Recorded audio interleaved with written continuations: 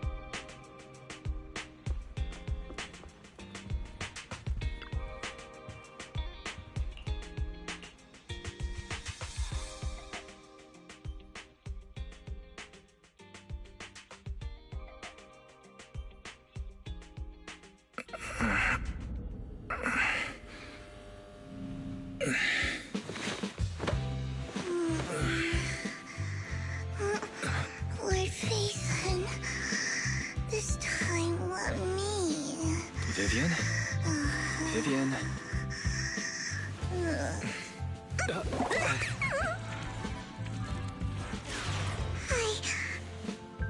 I didn't disturb your sleep, did I?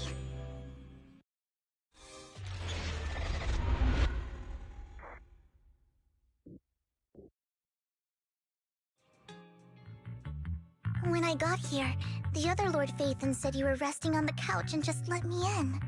I meant to keep you company while you slept, but then I dozed off myself. Ugh. I was going to sit here looking super cute, hands cupping my face. You know, like the #1 sleepy face I want to wake up to pose. I can't believe I ended up falling asleep myself.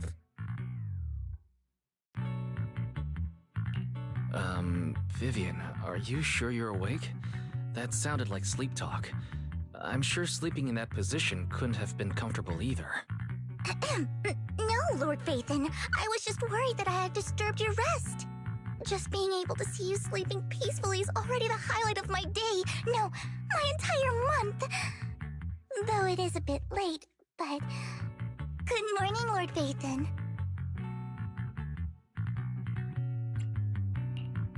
Good morning? Why so formal all of a sudden? Sounds like you're about to make an announcement. Mockingbird's death has stirred up quite the storm. I took some time to gather intel. It seems someone deliberately leaked the story that Hugo is an illegitimate child of the Ravenlock family, but I haven't found the source yet. Could it be Hugo's uncle, Hartman? Maybe he's trying to turn people against Hugo and Mockingbird by playing the illegitimate child card. I suspected that too. He could be using Hugo's background to make people believe Mockingbird is just another Top's pawn. To the upper class, Mockingbird may be insignificant, but it has a loyal following among regular folks. But after some digging, I was surprised to find that the public isn't turning on Hugo. They're actually starting to see him in a better light. Some people feel bad for him, some relate to his struggles, and Hartman's the one getting all the heat. Public outcry against Hartman is growing, with many believing he murdered Hugo for his own selfish gain. Tops is hosting an industry summit this week, a responsibility usually handled by the Ravenlocks. But my sources tell me another family has taken over this year at the last minute. If I'm not mistaken, Tops is intentionally keeping its distance from the Ravenlock family due to the current public sentiment.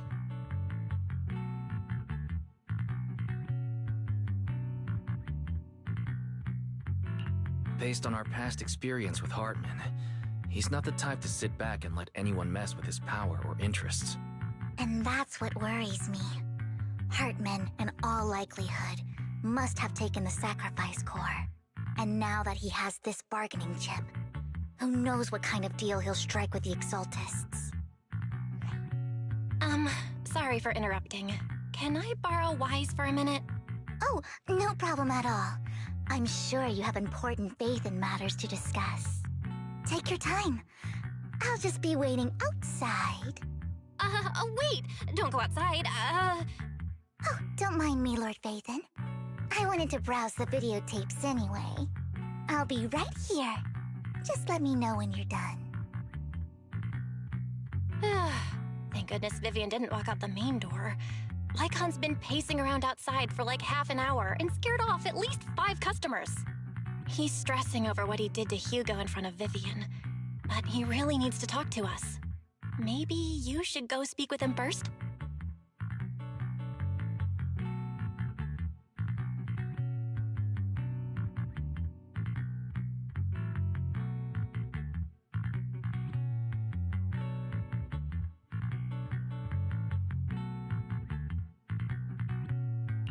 Sure, I'll go talk to him.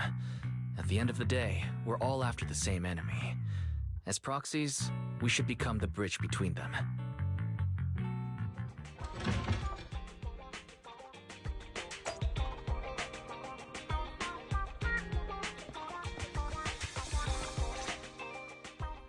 Good morning, Master Proxy. Good morning. Belle just let me know you wanted to talk to us and Vivian about something? Yes, it's an urgent request from the mayor, one that directly affects New Eridu's safety. However, before we get into the details, as a former member of Mockingbird, I'm concerned about Miss Vivian. Hugo made many mistakes and betrayed the principles of Mockingbird, but I'm certain he didn't intend to put Miss Vivian or you in danger. I don't know Miss Vivian very well, and I was the one who took her companion's life. I might not be the right person to comfort her, but I hope she doesn't regret the choices she made or lose faith in the path she chose.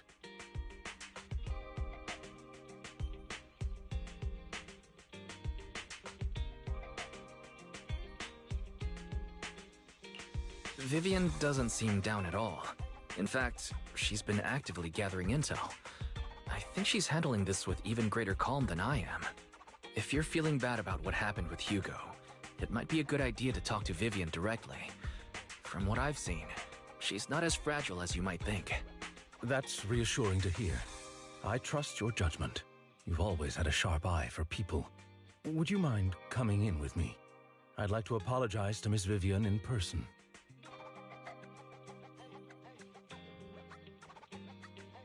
Sure, but just to be clear, I'm staying neutral and not picking sides. You both have your own stance on this. As a proxy, I'll do my best to help facilitate honest communication. I respect that. Thank you.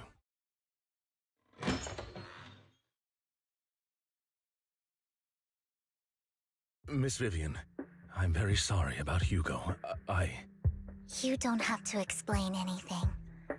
I'm also part of Mockingbird. Mockingbird stands on more than just gain, so it won't fall when fortunes shift. Hugo had his fixations and ambitions. I also have things I must see through. I'm determined to get to the bottom of the Exaltists and the sacrifices. Miss Vivian, as a former member of Mockingbird, you have my deepest respect. You have my word, whatever comes next. I would never harm you or Master Proxy. As for Hugo, please accept my condolences. Condolences? That's not necessary. Mockingbird has plenty of tricks up its sleeves. This isn't the kind of act that ends so easily. Wouldn't you agree? You're right. I'm glad you guys are on the same page, but why do I feel like I'm being left in the dark? Master Proxy, I believe we all share the same goal. Uncover the truth of the Exaltists and the sacrifices. The mayor has tasked me with inviting you to take on this mission, in hopes we can work together moving forward. If the mayor wants to work with us, I trust he will demonstrate his sincerity and kind. Mockingbird will not serve as a pawn for the powerful. That will never change. Of course. While the mayor cannot handle this personally, he will make sure we have all the intel and support we need. Miss Vivian, I know you have your own intelligence network, but for some high-profile shady dealings, Perhaps the mayor can provide you a different perspective. Please, take your time to discuss. If you're open to collaborating, I'll set up a call with the mayor so he can speak with you both directly. Belle, Vivian, and I need to think this through carefully with everything at stake. It's not a decision we can make lightly. Of course, I completely understand. When you've made up your minds, you can find me at the Ballet Twins.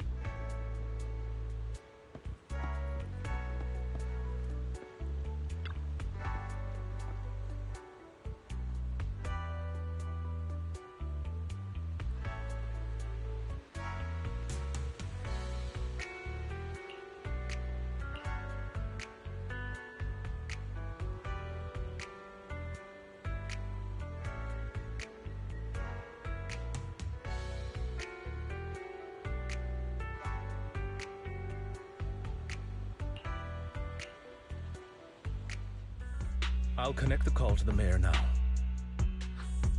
My dear friends, I'm glad you're willing to keep working with me. I'm truly sorry about what happened to Mr. Hugo Vlad. I didn't anticipate things would turn out this way. As mayor, I can't fully condone Mockingbird's actions, but personally, I had a lot of respect for Mr. Hugo Vlad. I looked further into Bringer's map. The sacrifices were created by an exaltist named Landon, who was active in Janus Quarter. Mr. Landon passed away in an accident a few years ago. Before he died, he was researching sacrifices and was said to have created a batch of serum that could turn living people into sacrifices. The problem was, the serum wasn't stable, and after his death, the recipe was lost. No one knows what happened to the exaltist in Janus Quarter back then. But it's clear that after the leader died, there haven't been major exaltist activities in the area. Bringer's map marks the locations where the exaltists' most successful attempts at creating sacrifices were. The leader of the exaltists in Janus Quarter died a few years back, and they haven't been active since. Could it be that Hartman was just acting on his own? Unfortunately, that's not the case. My sources confirmed that Hartman had been secretly in contact with someone, and they only meet inside the Hollow.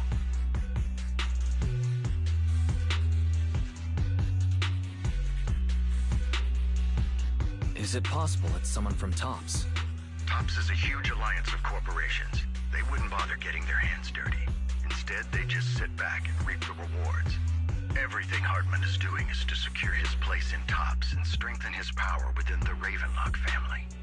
If my guess is correct, Hartman has gotten in touch with the remaining members of the Exaltists that used to follow Landon, helping them create new sacrifices. But what's in it for TOPS?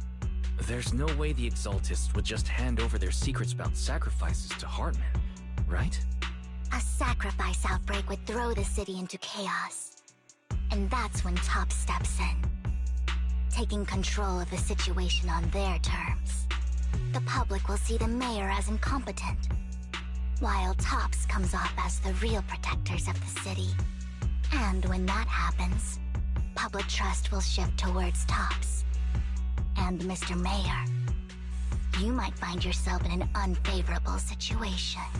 Still sharp as ever, Miss Vivian. So, what exactly do we stand to gain from partnering with you? Please don't tell me you're doing this out of some noble concern for your citizens. I'm not some hero of justice, and I don't believe in lofty ideals or empty promises. We have a common enemy. While our ideologies may differ, we can work together on this. And as proof of good faith, I may not know exactly where Hartman is, but I can fan the flames over Mockingbird's death and escalate conflicts within the Ravenlock family. So it was you behind the rumors. No wonder I couldn't trace the source of the public outcry. I'm not the one who started the rumors. I just helped them spread faster after they leaked.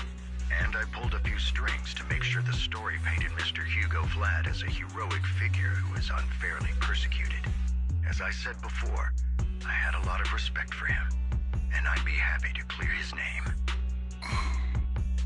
Now let me lay out my terms for collaboration.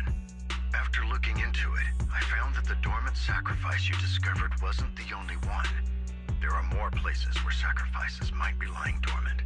Too many eyes are on me right now, so I can't send my own men to deal with it. I'd like to ask you to retrieve the sacrifices from those locations. I'll make sure to dispose of them once you do, so no one will be able to use them again.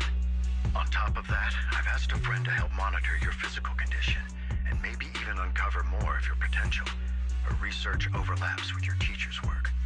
You don't need to worry about her capabilities. She's a Void Hunter rank special investigator. Really? A Void Hunter rank special investigator is going to be assisting us? And she's involved in our teacher's research? That's right. She's heading to Janna's quarter for some business. I wanted to set up a formal meeting, but she declined. She prefers to assess things on her own, and will reach out when the time is right. She'll let you know the details then. So it looks like you both are on board with this commission and ready to help recover the sacrifices? Okay. This affects a lot of ordinary people in New Eridu. We'll do our best. I know you won't let me down. Given our positions, we might not be friends, but we're definitely not enemies. I'll leave the rest to you then. I've got to go. Goodbye.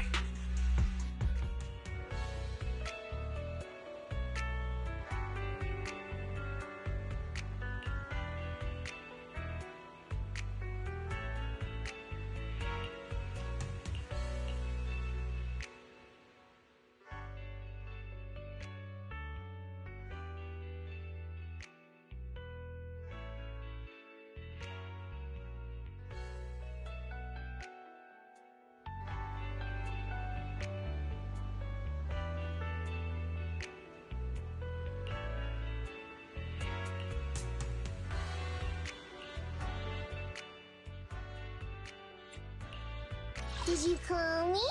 Meow. I only... Ooh, let's make a grand entrance!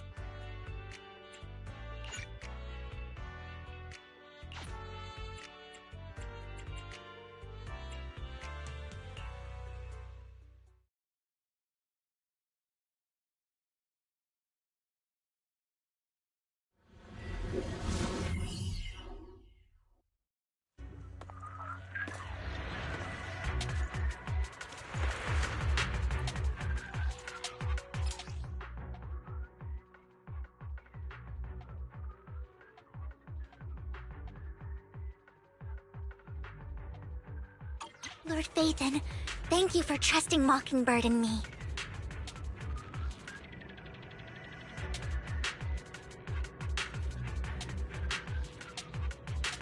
Do you not like my outfit today?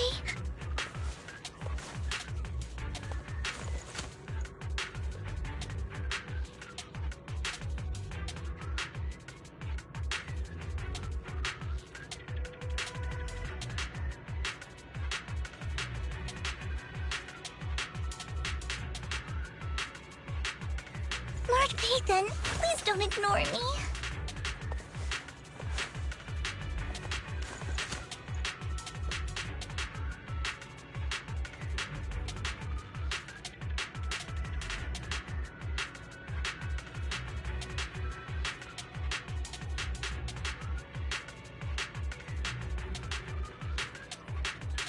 Do you not like my outfit today?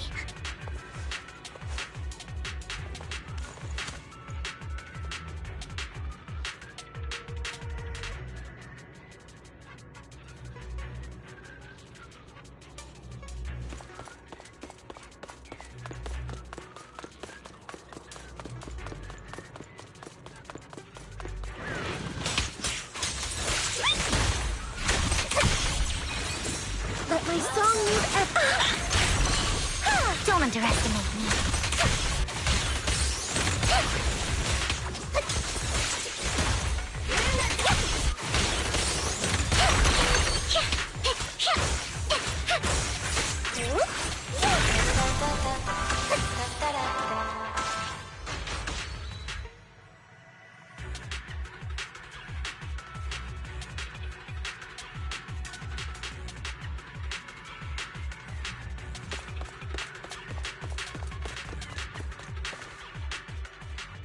Has someone already taken the dormant sacrifice from here?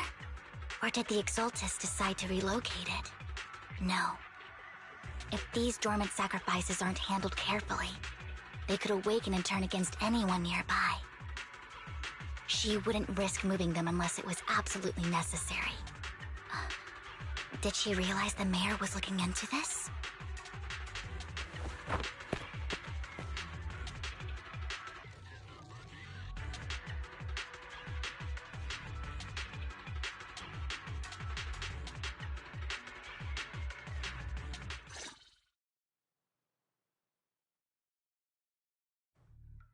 Did Hartman just make up this intel to get a shot working with us at Tops? I've been walking around forever and haven't found a thing. The Ravenlocks have always been a shady bunch. No surprise they've gone downhill over the years. I heard they were pretty loaded back in the day. What kind of business did they run? No clue. On the surface, their businesses seemed legit, but who knows what was happening behind the curtain. Probably something with the sacrifices. I mean, how else would he know about the dormant ones left around here for years? And he was so sure that even if those original sacrifices didn't work out, he had a backup plan. Backup plan? What could that be? Well, that's beyond me. I just happened to overhear something while I was next to Mr. Edmund one day. What's Tops planning to do with all these sacrifices, huh? For research? Do you think we'll ever have a normal life in the Hollows? Don't ask questions you shouldn't be asking. All right. There's nothing here anyway. Let's leave the Hollow and report back on what we found. And we'll make it just in time to clock out for the fieldwork shift. Let's get out of here first.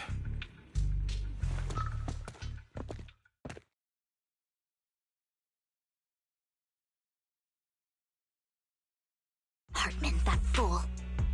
He'll do anything to get into Tops, even if it means playing with fire. She's an Exaltist. Human lives have never mattered to her. The more people get dragged in, the greater the danger.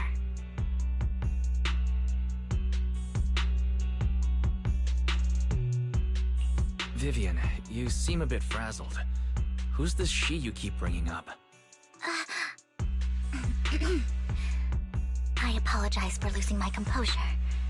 Please don't mind me. The she I'm referring to is with the Exaltists. Someone I have a history with. That's why the moment I heard about the sacrifices, I felt compelled to uncover the truth. I never meant to hide anything from you. It's just that, for me, the Exaltus bring back painful memories. And I'm not ready to face them yet. So, Lord Phaethon, please give me a little more time. Once I've gathered my thoughts, I promise I'll tell you everything.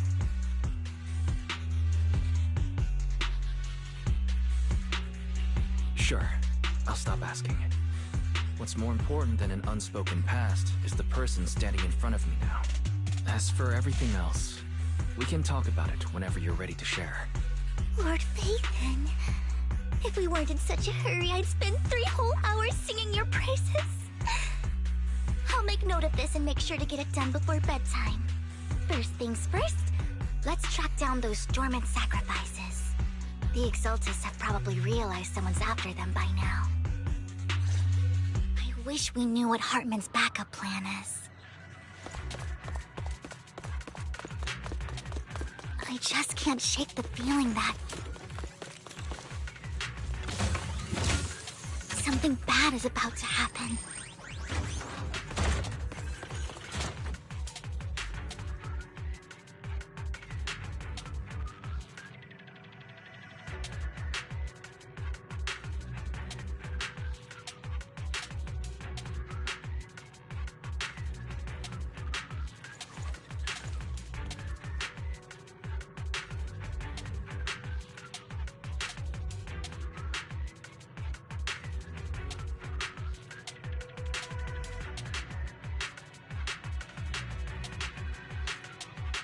Lord Phaethon, please don't ignore me.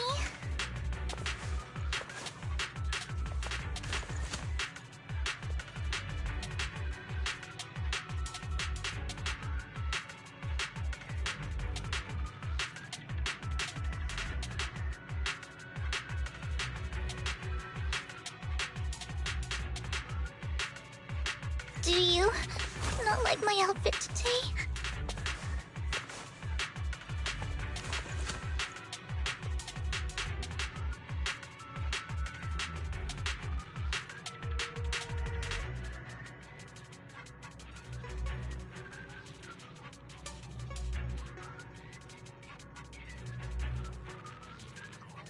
Lord Phaethon, please don't ignore me.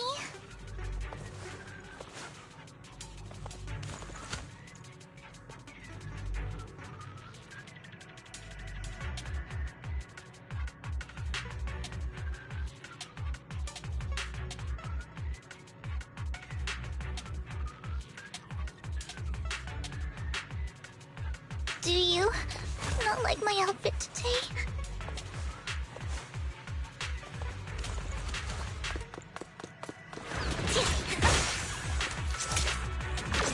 Ambush! Oh, for Lord Phaethon! Stage is mine!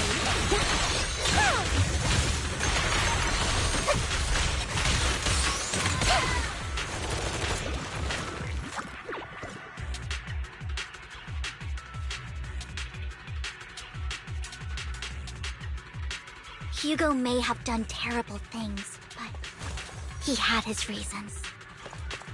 Fool. Mockingbird might be seen as the bad guys by a lot of people, but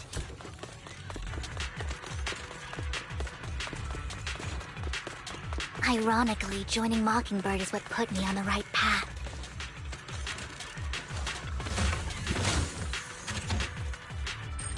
For the first time, I'm needed for more than just my curse. What's up?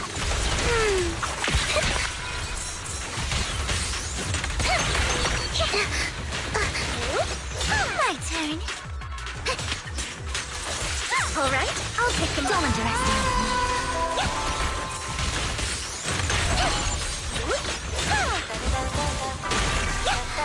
Nothing here either. Are we too late?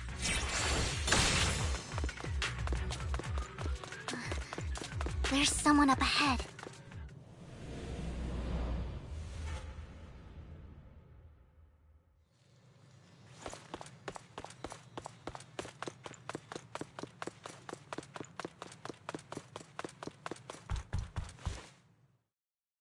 I knew it was you, Vivian. Camille, what are you doing here, sis? Are you destroying the dormant sacrifice? Vivian, don't call me sis. I'm not your sister. Are you trying to stop the Exaltists? I never left the Exaltists.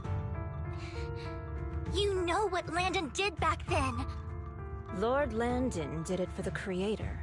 His methods may have been extreme, but they were necessary. Back then, you walked away. You should do the same now. We didn't meet today. Take your friends and leave. What's wrong? Are you being forced into this? I can help you. Help me? Like how you helped her? Vivian, you're crying. You see me, don't you? No,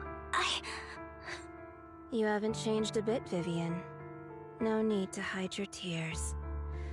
I know exactly what's ahead for me. You've made your choice, and I've made mine.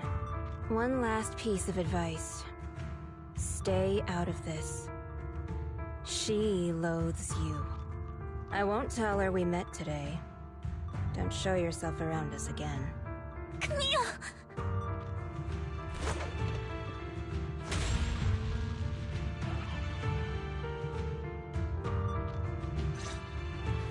Nathan, watch out!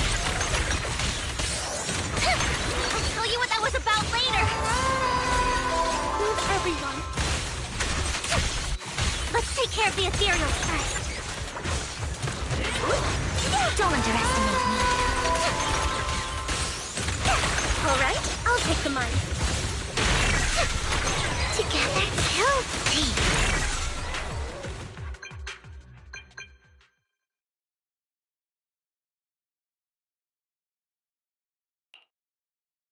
You've been gone forever. Did you run into any trouble? We searched the coordinates the mayor provided. Most of them were already empty. No dormant sacrifices. Camille, the Exaltists have been actively destroying the dormant sacrifices. Why would the Exaltists go after the sacrifices?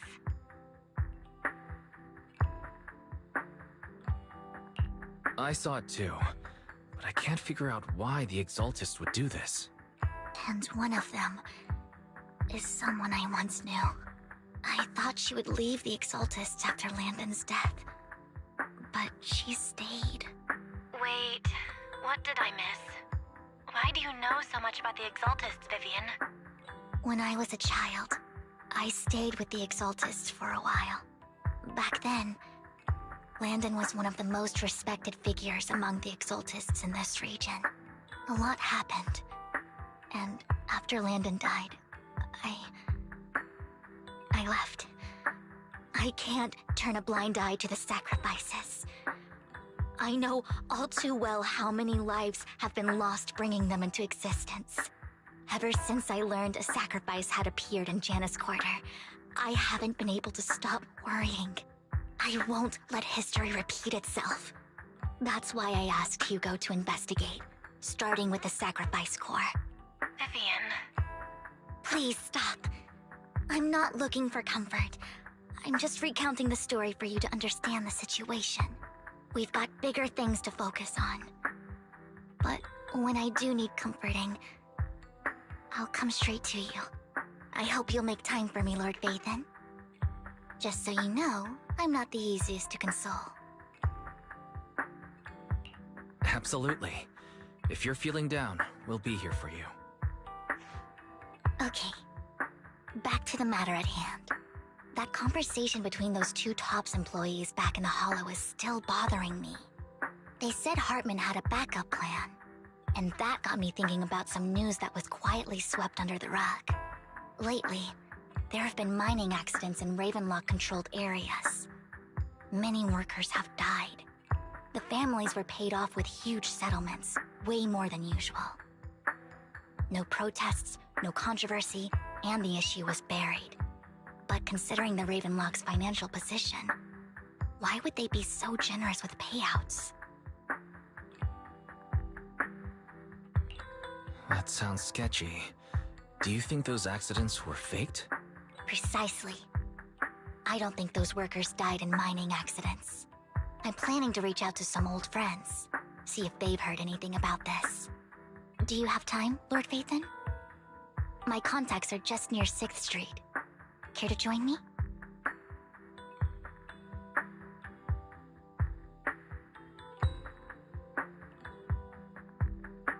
Sure. Let's go together.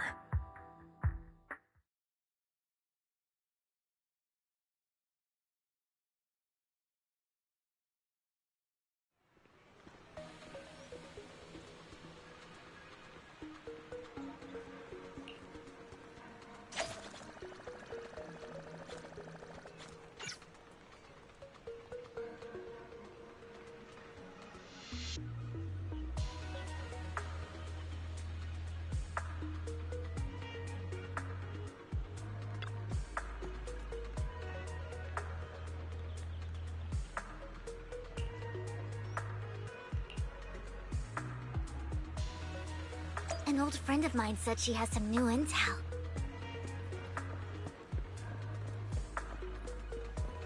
She's like a mentor to me. I learned a lot about data scraping on Internet thanks to her.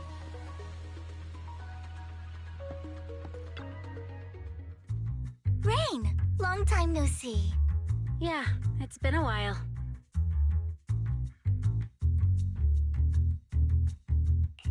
Rain? So you're the old friend Vivian was talking about. Yeah, Phaethon. Long time no see. Rain! You actually know that Lord Phaethon is Lord Phaethon? No, I mean, you actually know Wise is Lord Phaethon. I didn't know right away. One time, I needed a favor from Nicole.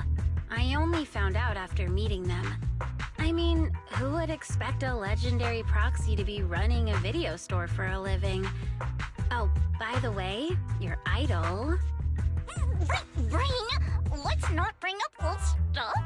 Lord Phaethon wouldn't be interested in that. Why are you all tense? Right, Lord Phaethon lives on 6th Street too, and might know your idol. Remember when you traced that post on Internet to 6th Street and actually went to check it out? And you came back all bummed, spouting nonsense.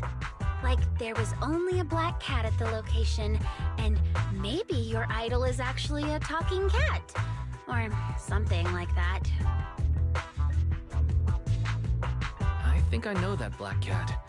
It hangs around our shop now. Lord Phaethon, please, let's drop this topic. Come on, Vivian. It's been years, and you still won't say who your idol is. If you'd just let me, I'd have tracked them down ages ago. I get it. You want to find the person who's important to you on your own. But you've tried so hard already. It's okay to lean on me a little, you know. I'm sure your idol won't hold it against you. I shouldn't have come to see you. Huh? What's wrong? Rain, Vivian said you might have some intel for us. Should we get into that first? All right, let's get down to business. Here's something I'm pretty sure about. The Ravenlock family's claim that those missing workers died in an accident? Don't buy it. The last signal from those workers was near the Hollow. Then communication went dark. I think they were taken into the Hollow. And yesterday, I picked up that the Ravenlock family secretly hired some people to search the Hollow's perimeter. I caught a weird distress signal from someone and managed to track down the source. When I tried to reach out, the signal cut out completely. The last trace of the signal was near Lumina Square. Finding someone in real life isn't really my thing, so that's where you come in.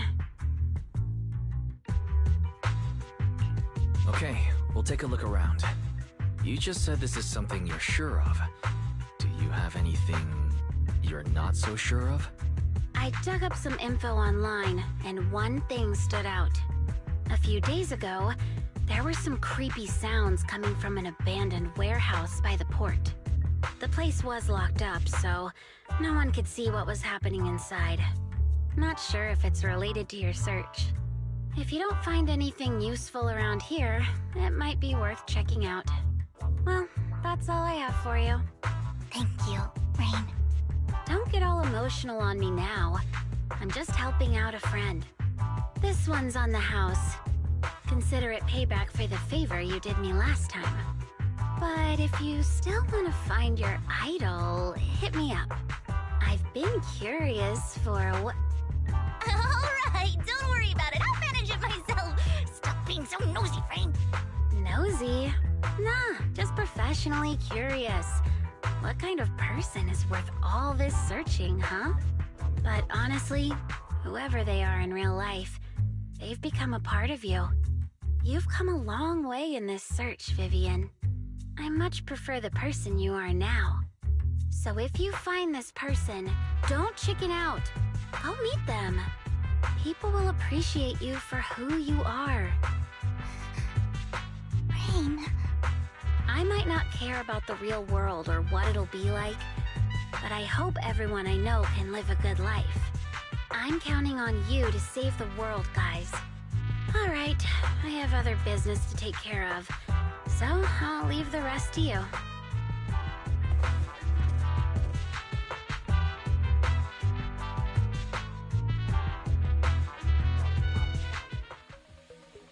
Lord Phaethon, please pay no mind to what Rain said.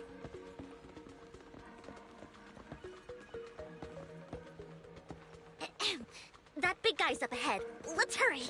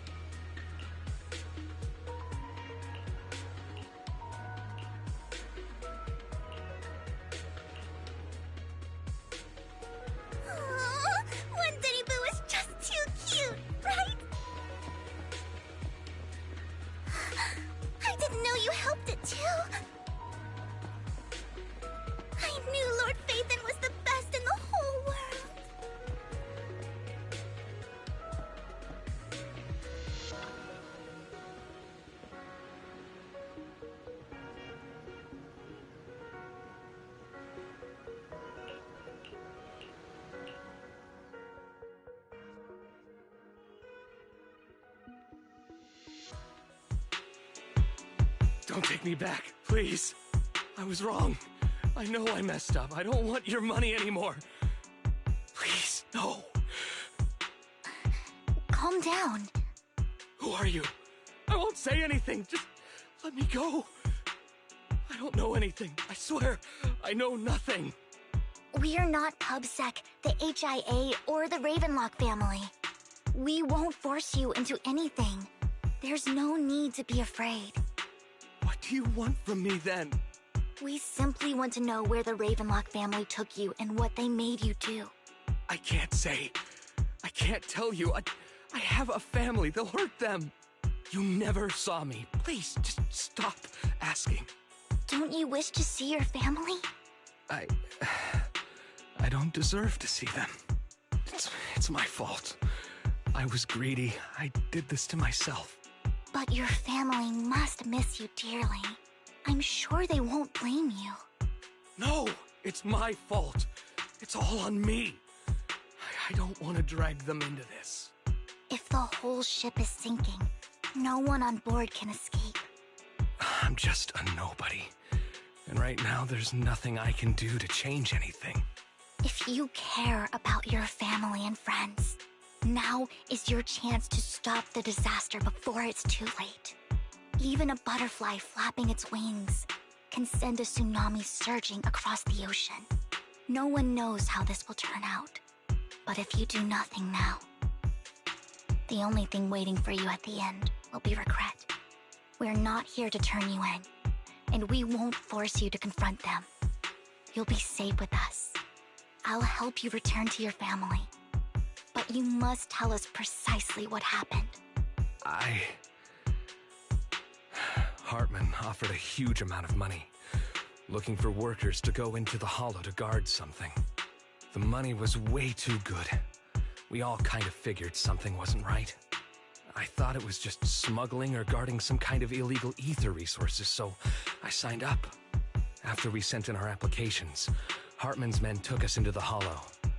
The first place we went, there was a strange box. When we got there, they handed us some pills, saying they'd improve our aptitude for ether, for us to last longer in the hollow. But after I took them, everything went fuzzy. Something was definitely off about those pills. When I woke up, I saw my coworkers dead in front of me. And there was blood all over my hands. They said something about me being a good experiment, moved me somewhere else, and locked me up. They wanted to inject me with something. I got scared and didn't know what was gonna happen. But then a blonde guy found me, gave me a carrot, and let me go. So I escaped. I didn't want to kill anyone. I don't know. It wasn't your fault that your coworkers died. You were just a tool in their hands. Do you remember the place they first took you? Do you know what was in that box? I only remember the first place was like a rooftop. I think it was on top of a tall building. What exactly was in that box? I can't remember. I'm not lying. Those pills they gave us, they make you hallucinate. I took just one and my mind felt like it wasn't my own. My memories turned into a blur. I'm telling the truth. I'm not trying to run from my mistakes. I just really can't remember what happened. I know you're not lying. We'll arrange for your protection. You can rest easy and recover, and your family won't be dragged into this. Once this is all over, you will be able to reunite with them.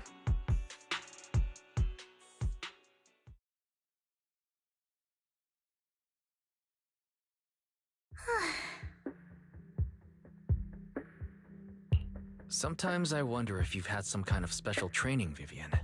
No matter who you're up against, you seem to analyze the pros and cons and make a judgment in no time. Actually, I wasn't always like this. I used to run away when things got tough. There was even a point where I just wanted to disappear. As if my very existence was the source of suffering. I wondered. Perhaps leaving it all behind could put an end to the pain. It's hard to picture that. My first impression of you was pretty... assertive. Well, I was on a mission at the auction when we first met. And just as Rain said, I've come a long way from who I used to be.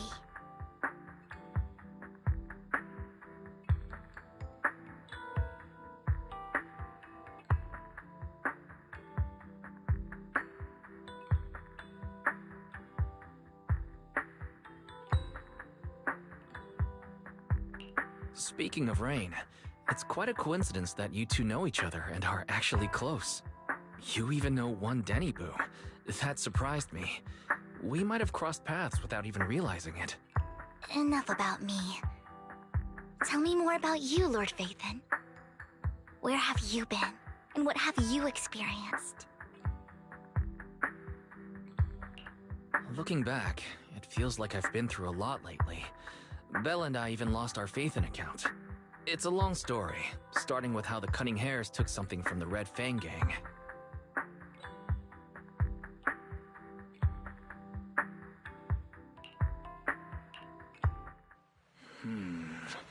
It should be around this area. Belle told me there's a highly rated store here.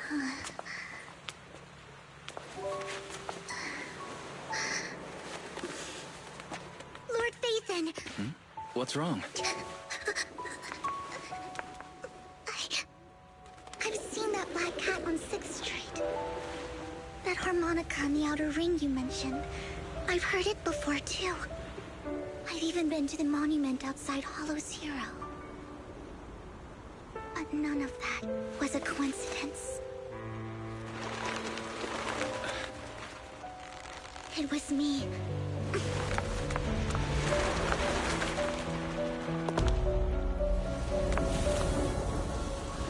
Following you, and now I've finally made it to your side. Ever since I was little, I had been seen as the bringer of bad fortune. I had traveled to many places and witnessed far too much misfortune. Every tear I shed brought disaster. I've heard too many curses to count. I loathed my tears as much as I despised my own existence. Wherever I stayed, tragedy followed. I had roamed too many places, and each time, it ended the same way. I didn't know where I could go anymore. One night, I stumbled upon a post discussing me. Whether they knew me or not, everyone seemed convinced that I was the source of the curse. Some mocked me with cruel intent. Some wished I would vanish, and others speculated maliciously. It really seemed that my very existence was a disaster. In that moment, as darkness enveloped the city, I saw lights flickering to life all around New Eridu. So many lights, and not knowing where to go, I thought, if only I could disappear into those lights. I made up my mind, and right then, my phone rang. I decided to take one last look. I wanted to know who left me my final message from this world. It was you, Lord Vathan. Huh? Me? Yes. And I checked with the other Lord Vathan. You were the one using the account at that time. But I know you probably don't remember it. After all, it was just an ordinary day, with an ordinary post and meaningless comments online. But for me, it was the night I finally realized where I could go. I wanted to walk the paths you had walked, see the sights you had seen. And then, one day, share it all with you, face to face.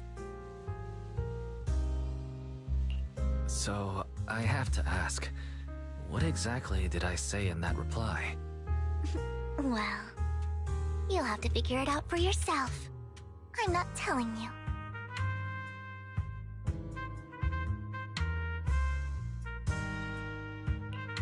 You're putting my memory to the test. So, Lord Vathan, thank you. Not only for that comment you made that day, which was a silver lining for me, but also for giving me the courage to become who I am today. The Vivian standing right in front of you now, Lord Vathan. I truly like who I've become.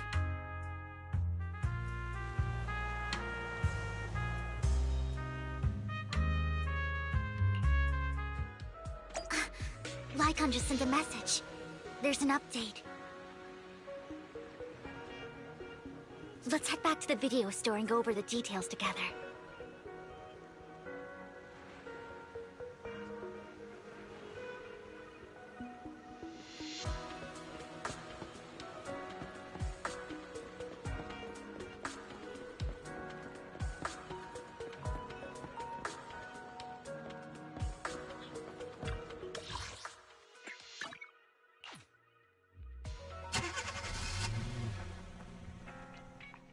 Wise, you're back.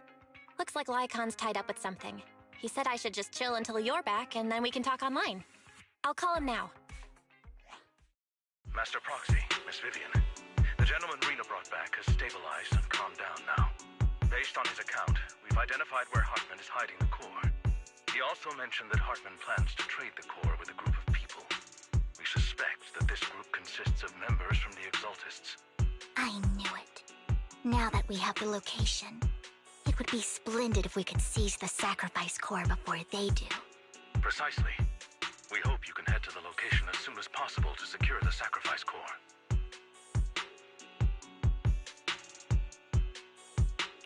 All right, we'll get there right away. I have other matters to attend to, so I'll leave the retrieval of the sacrifice core in your capable hands. The mayor's friend that he mentioned before will also be assisting you this time. The target coordinates have been shared with her, and she'll meet you there.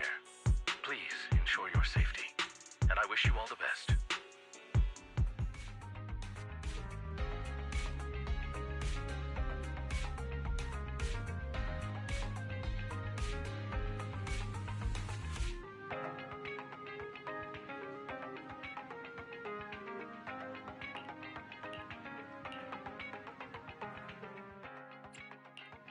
I'll help you win. Let's start the experiment. Is the concert starting?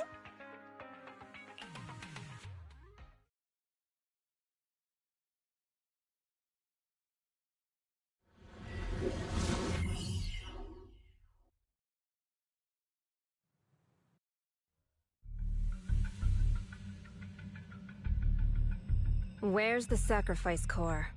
Camille, you really think I'd stroll around with something this important? Plus, even though the Ravenlocks and the Exaltus have been working together for ages, I've hardly even met Lady Dina. I'm the one offering the sacrifice core here. I'm curious what Lady Dina's got lined up for me in return? I'm just here to verify that the core you mentioned is real. Once that's sorted, Lady Dina will give you a proper response. Our partnership isn't just talk. We need to be sure you have what we need before moving forward. Sure thing. I'll take you to where I keep the core. Once you verify it's legit, have Lady Dina come over. We'll lay everything on the table face to face. All right, lead the way. It seems Hartman is trying to bargain for more. What a greedy and insatiable man. It's just that... why would they only send Camille for something as important as the sacrifice core? And I can't shake the feeling that Camille doesn't want Hartman and Dina to meet. Why is that? So this Dina they were talking about, is she the leader of the Exaltists? Kind of. Lord Vathan, I really think we should hurry. We must get to where Hartman keeps the core before anyone else does. I've mapped out a shorter route, but there will be ethereals along the way. I'll leave the fighting to you, Vivian. Don't worry, Lord Vathan. You're in capable hands. I'll ensure your safety.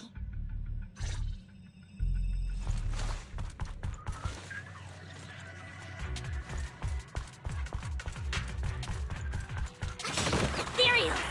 Stay away from Lord Vathan! Change is mine.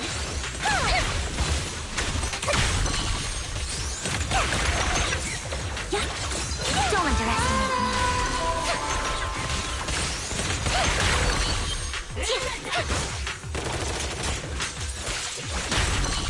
Let my song move everywhere. Keep your filthy hands off. Looks like Hartman's trying to negotiate for more leverage. Fool. Let's get out of here before we're spotted.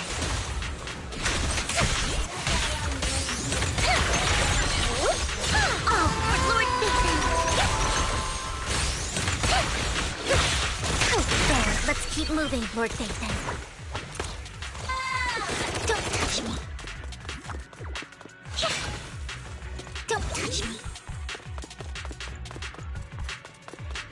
Leave the enemies to me, Lord Vathan.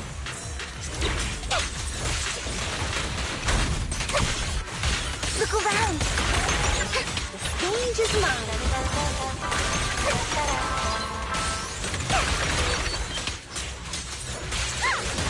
You better not get my dress dirty.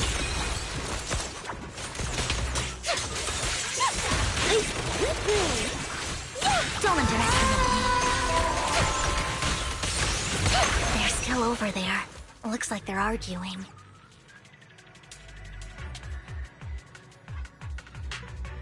This is our chance. Let's hurry.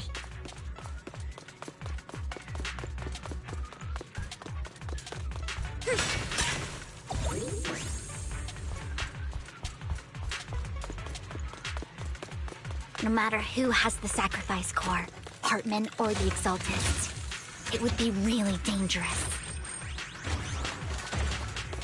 Don't touch me. Hand over what's in the box. Or we do this the hard way. Take the money. You sure talk big, little girl. Let's see if you can get past me. Let's hurry and secure the sacrifice core.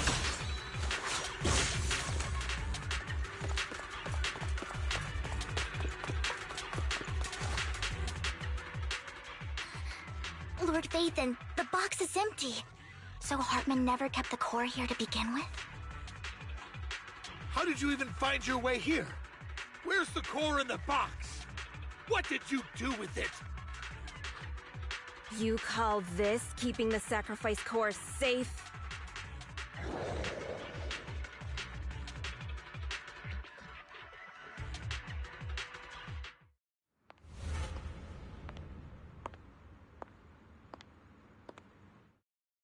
Vivian, it's been ages. Dina!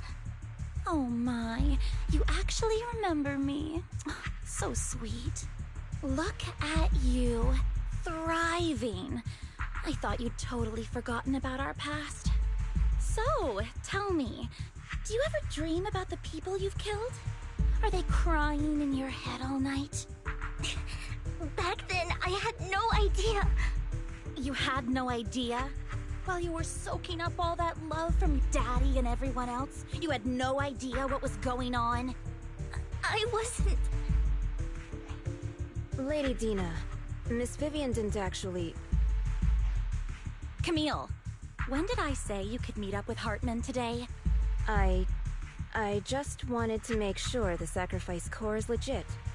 I was worried Hartman might try to pull a fast one on us. Really? So loyal. I thought you'd be more like the old days. Just a few words from Vivian, and you'd be plotting my demise. Just like what you did with Father. I won't, Lady Dina. Don't even think about betraying me, Camille. You owe me for what went down back then. However, I do understand your worries. This core, it's fake. No way! I got this straight from Hugo. It can't be fake.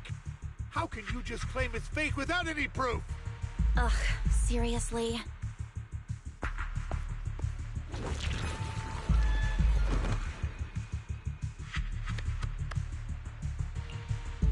The sacrifice core can max out the ether particles within human bodies in no time at all. But look at your little subordinate. How uncouth. He's making noises like some animal. Can you shut him up? So annoying. The masterpiece Father made for the Creator isn't this worthless piece of junk you're holding. So, the real core. Vivian, where do you think the sacrifice core is really at? I don't know.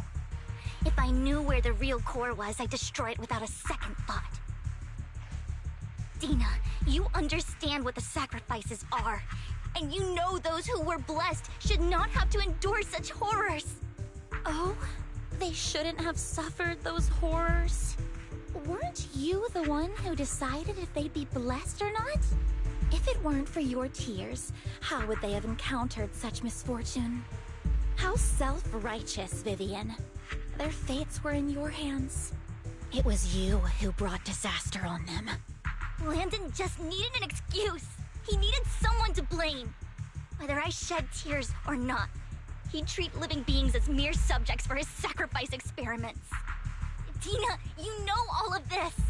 Landon even went so far as to sacrifice you. Shut up, shut up, shut up! Father did it for his great cause. Vivian, why do you always mess everything up for me? Everything! You did it before, and now again! You just had to ruin my plan. I was so close to fulfilling Father's last wish! If you don't give me the sacrifice core, be prepared to become food for the ethereals. I told you I don't have the sacrifice core. Otherwise, I would have destroyed it already. Lord Phaethon, find the right moment to retreat. She can be quite unpredictable when her temper flares. Oh, really? You don't have it? Then I suppose there isn't a reason to keep you alive.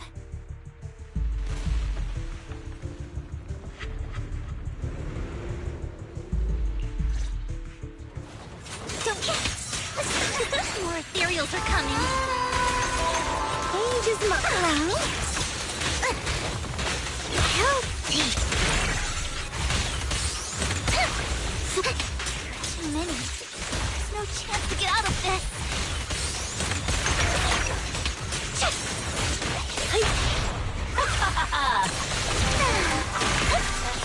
Let my song move everyone. Who dares get between me and Lord Phaethon?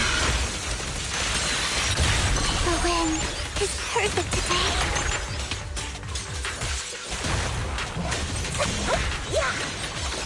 Don't underestimate me.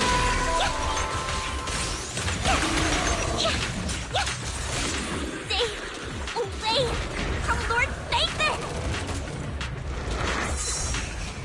There are so many.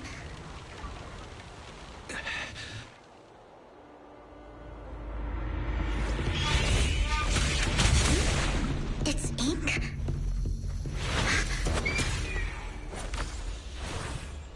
Shun Palace, good fortune, closed gate, safety. What? An evil miasma gathers here. Another place of conflict. If you wish to avoid disaster, then head southeast.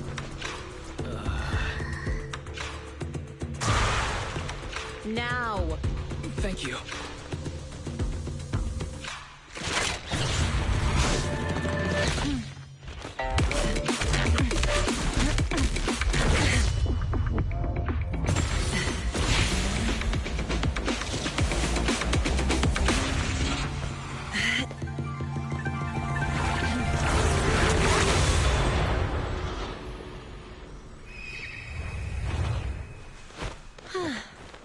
Finally, peace and quiet. You must be wise, right? Mayflower mentioned a special partner might need my help. That was so cool. May I ask, who are you? I'm the 13th generation master of Yunque Summit. You can call me Yishuan. Mayflower passed along your info, and I was curious what kind of person you are, so I came to see. At first, I thought it might be a hassle, but your energy feels really calming. Quite nice, actually. So, you're the investigator the mayor mentioned. Yes. He also asked me to be your temporary teacher and offer you a bit of guidance. Guidance? What does that mean exactly? Unfortunately, this isn't the right time or place to talk. I have some investigation work to catch up on, and it seems you've got quite a lot on your hands, so let's part ways for now. I'll find a good time to visit you soon.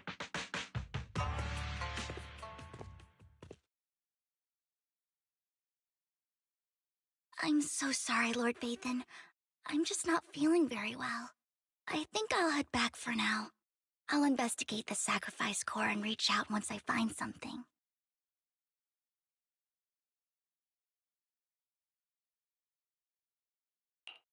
You don't look so great. Let's get out of here and figure things out later.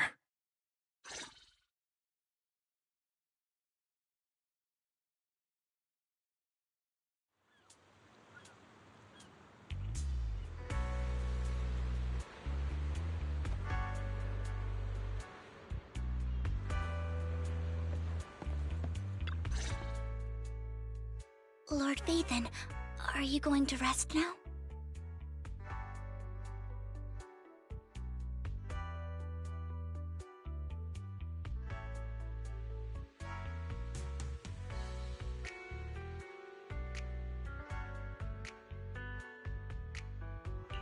I can head back later, Vivian. You seem a bit off since we left the Hollow.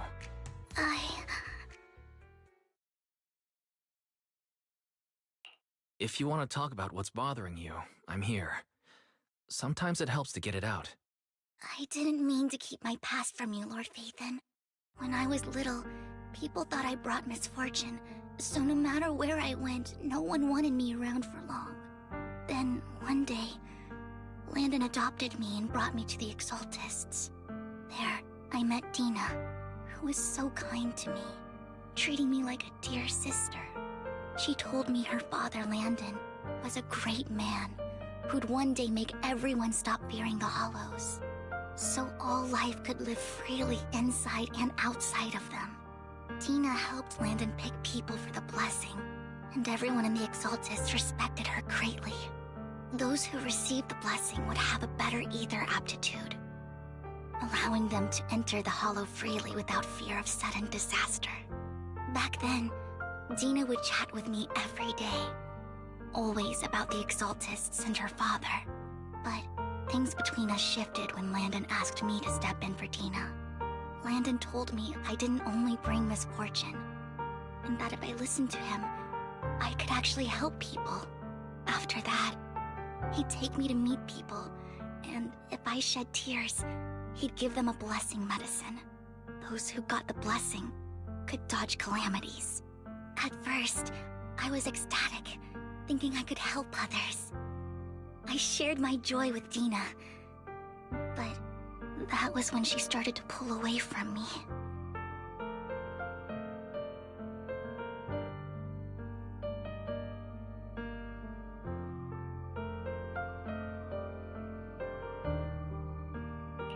Was that blessing medicine the same sacrifice serum Bringer had?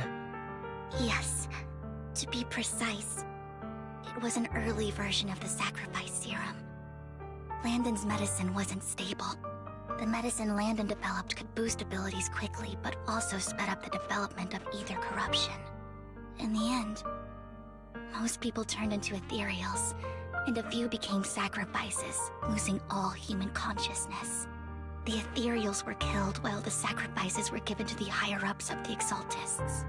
The Exaltists wanted the sacrifices to hold human consciousness, so Landon's medicine was seen as a failure, and he gradually lost influence within the Exaltists. One day, I saw Dina, and tears streamed down my face.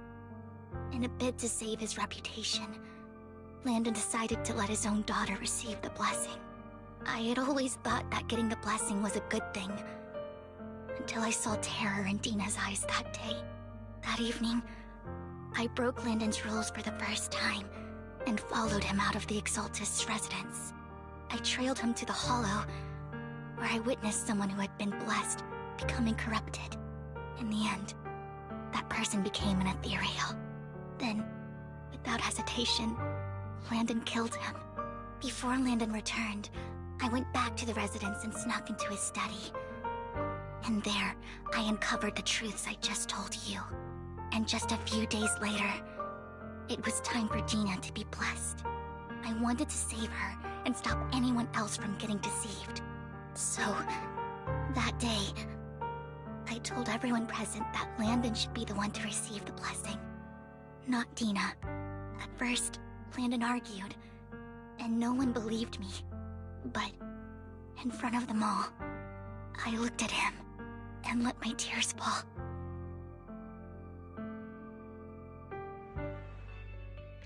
Lord Landon, please accept the blessing. Vivian, you... Why won't you accept the blessing? Were you lying to us? Ungrateful fools! You have no use anymore! Liar! Run! Run! Dina! Dina, wake up! We have to go! Vivian? What's happening? Listen to me! Lord Landon's so-called blessing isn't...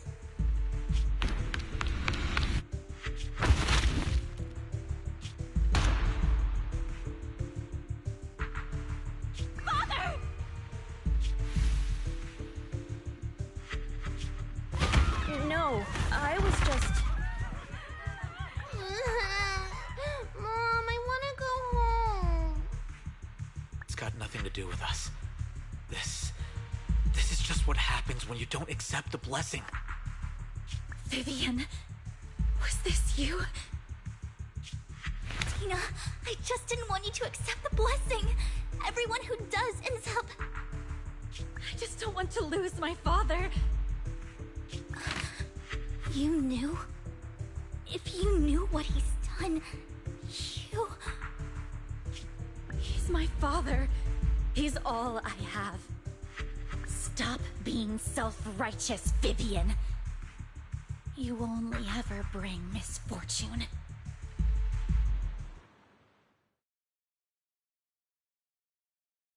I thought once Landon was gone, Dina would leave the Exaltists. I never expected her to continue his research, or that Camille would stay. Camille lost her entire family in a hollow disaster, so she's always supported the Exaltists. She's not a bad person. She's just someone searching for hope. She joined the Exaltists very early on, and even watched Dina grow up. That day, she was just so desperate to save Dina that she... All these years, she's been following Dina, taking care of everything out of guilt, I think. But I didn't just fail to save Dina. I trapped her. I see misfortune approaching, but I can never change its course or avoid the bad ending. Maybe I really am a bringer of misfortune.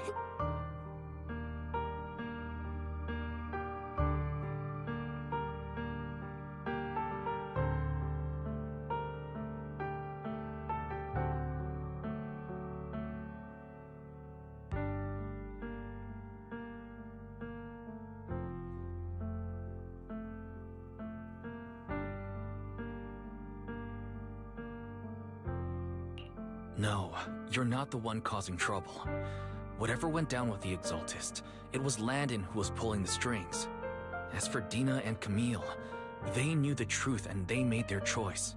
The hollows and the disasters they caused took more than just their loved ones.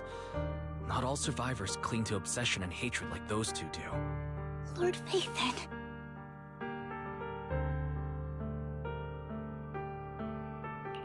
You need to believe in yourself, Vivian. From what I can see, you're handling the sacrifice crisis pretty well on your own. Besides, you told me you really like who you've become. I hope that you can believe in that, at the very least.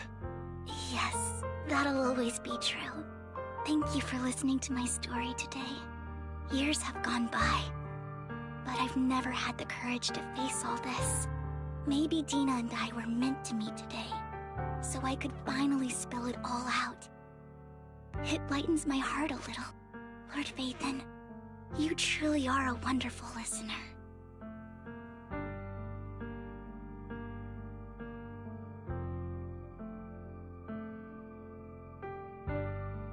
Not just today. Whenever you're feeling down, know that I'm here for you. I will. It's been such a long day. You must be exhausted. I'll track down the location of the sacrifice core and let you know what I find. Good night, Lord Phaethon.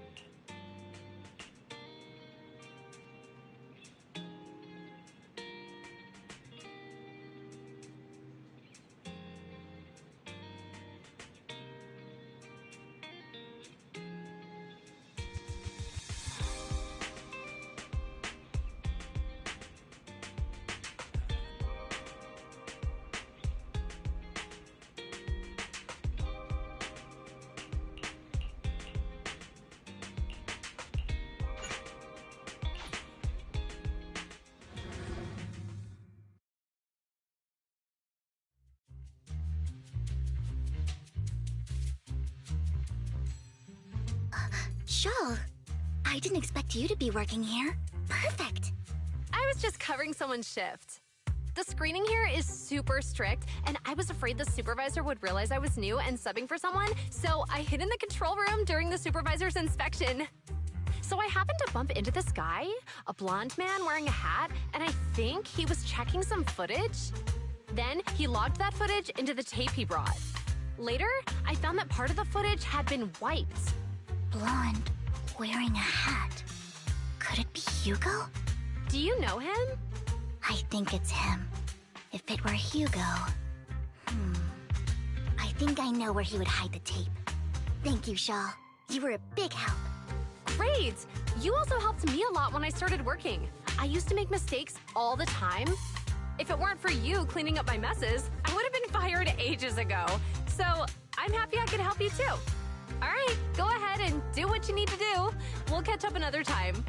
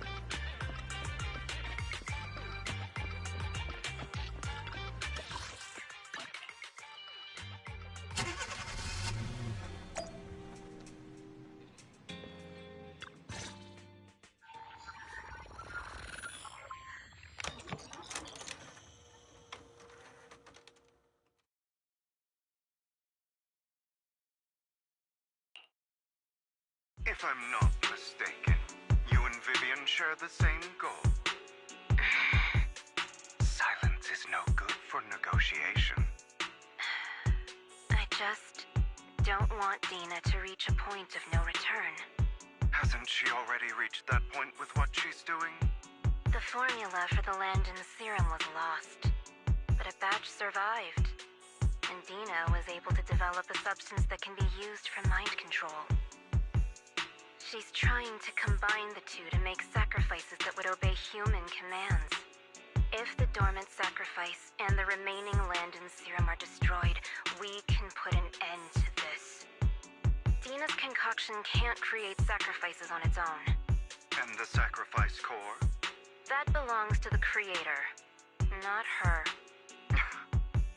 Although I find Landon's methods despicable, I can't deny that the Exaltists and the creator are leading us in the right direction. I just don't want Dina to spend her life trapped by her father's mistakes. I mean, no offense, but I find your protectiveness rather weird. I will confirm the location of the dormant sacrifice and find the chance to relay the information to you. I do not want any of my people to be going into danger. As for the sacrifice core, I can only guarantee that it will not fall into her hands. As for how things will ultimately play out, the creator will guide me.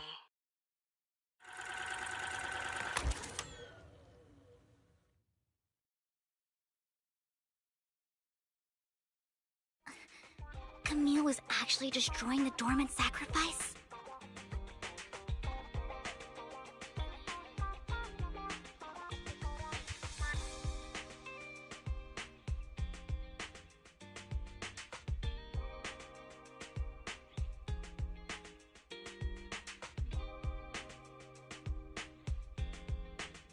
Compared to Camille's motives, I'm more concerned about whether Hugo has more plans lined up. Hugo... he... Wise, Lycon just sent a message saying he's got something urgent that he needs to talk to us about now. All right, let's patch him in.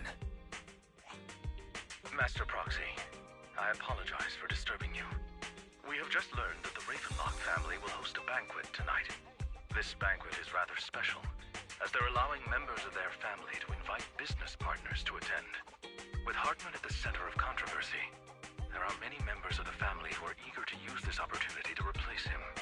The mayor has been spreading rumors of a young tycoon who inherited a sizable fortune and is looking to partner with a person from an old and influential family. This information has lured a young man named Burton from the Ravenlock family. So, you want me to pose as this tycoon and use Burton to infiltrate the banquet? Correct. And Hartman's study is also located within the venue. I see. Hartman's study might hold valuable information.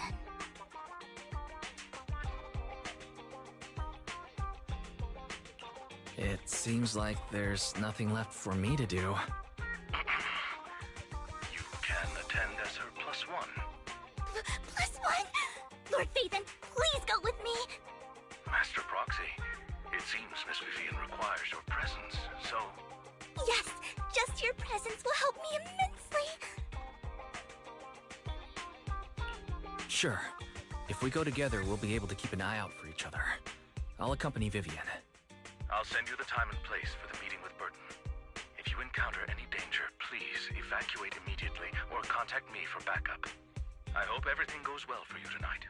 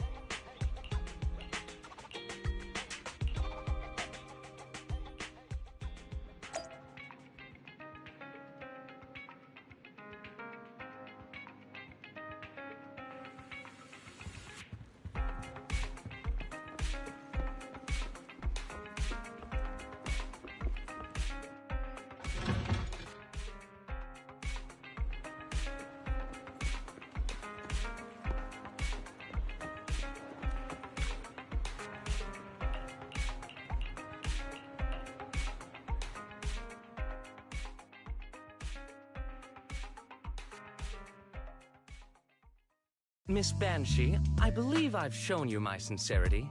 Now how about you? Sincerity? My presence here is a show of sincerity. If we're to work together, Miss Banshee, you should drop your pretentious act.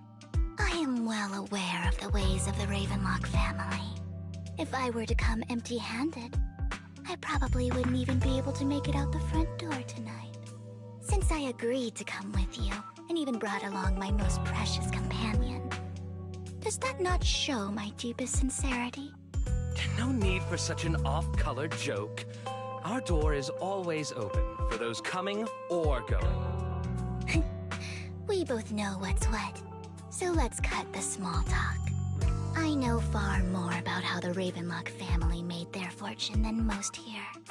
I am also well aware of why Hartman, despite such a massive scandal, still remains in power. Oh? Do tell. Exaltists, blessing, sacrifice, Landon. Where would you like me to start? How did you know that? No, who are you? Don't be so tense. If I'm not mistaken, it's about time the banquet began. My companion and I are practically famished. Is this how you treat your guests? By letting them starve? Perhaps when we've had our fill, we'll remember where the sacrifice is hidden. You know where the sacrifice is? So, can we go get something to eat now?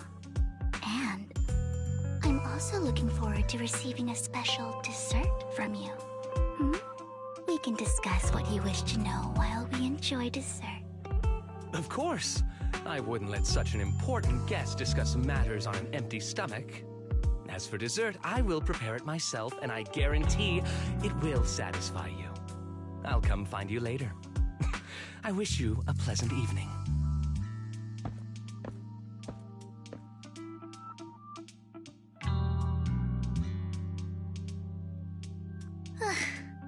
These kinds of people are exhausting to deal with. I really don't know how Hugo used to put up with it.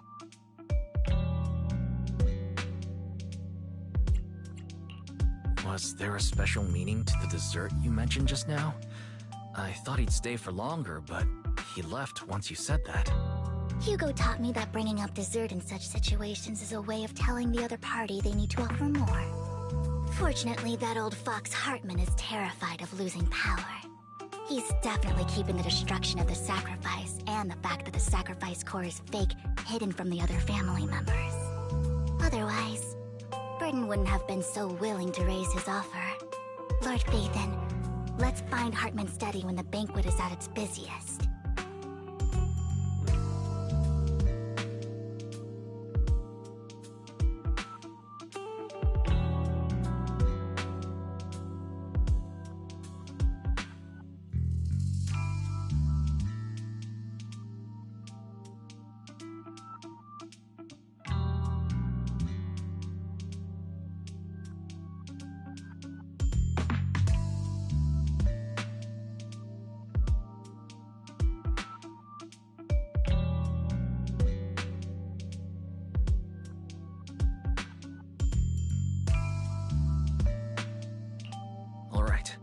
I've already taken note of the surrounding terrain.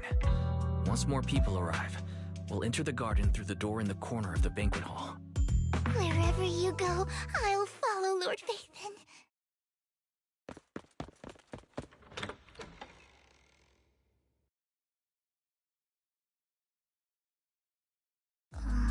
Isn't this going a bit too well?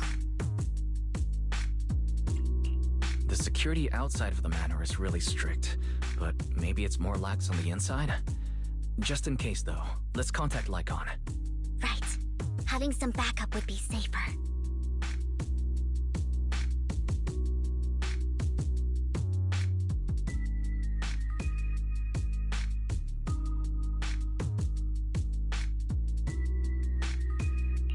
Let's check Hartman's recent correspondences for clues.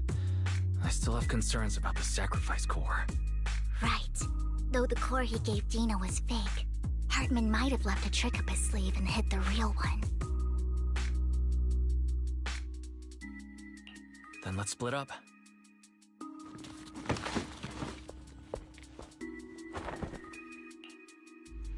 Esteemed guests, is the catering at the Ravenlock family banquet not to your satisfaction? So much so that these two distinguished guests felt the need to come to my humble office to scavenge for food. Don't want to come out? Well, after all, you don't have long left. Burton, that greedy idiot, fell for the mayor's trap. But I never expected that he would bring you into my territory. I suppose I should thank him. Otherwise, I would have had to go to great lengths to eliminate you. Vivian, Phaethon, give Hugo my regards. Tell him I shall be taking the wealth and power of the Ravenlock family for myself.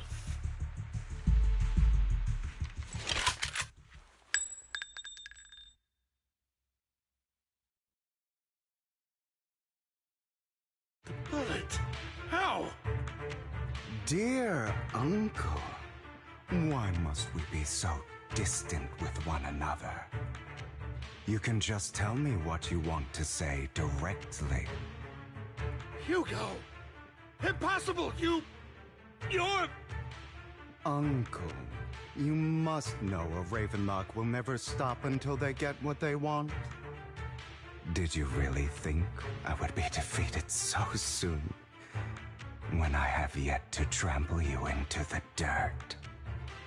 You filthy bastard! You only know how to resort to these petty tricks! Petty tricks?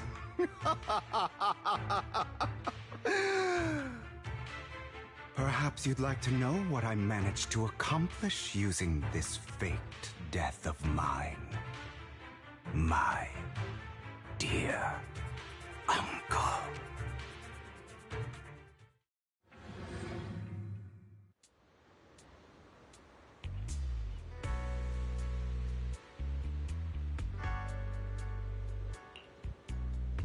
Faking my own death. Hope it's all worth the theatrics in the end. It was just to keep Hartman off my back, but maybe I went a little overboard. The manager must be pretty shaken up. I should apologize at some point.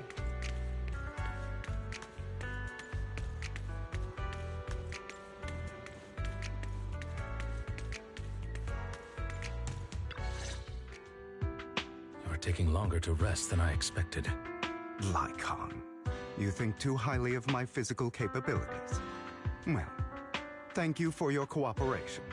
I must say, if nothing else, at least your acting skills have improved. Why do you look so angry? You should be happy. We pulled that off together with flawless teamwork and managed to fool everyone. Drop your foolish facade. I'm glad you still remember the code we set all those years ago. And thank you for ensuring your sleight of hand didn't deteriorate. Oh, right. I should also thank the blood bag hidden in my clothes and our other props. Do you remember when we last used this trick? It was probably ages ago. Sometimes I really don't understand you. Have you never thought about what the consequences would be if I didn't understand your code? If I decided against helping you? Or if I just couldn't control my strength properly? You'd understand it. Of course, if things really did go awry, I had alternative plans.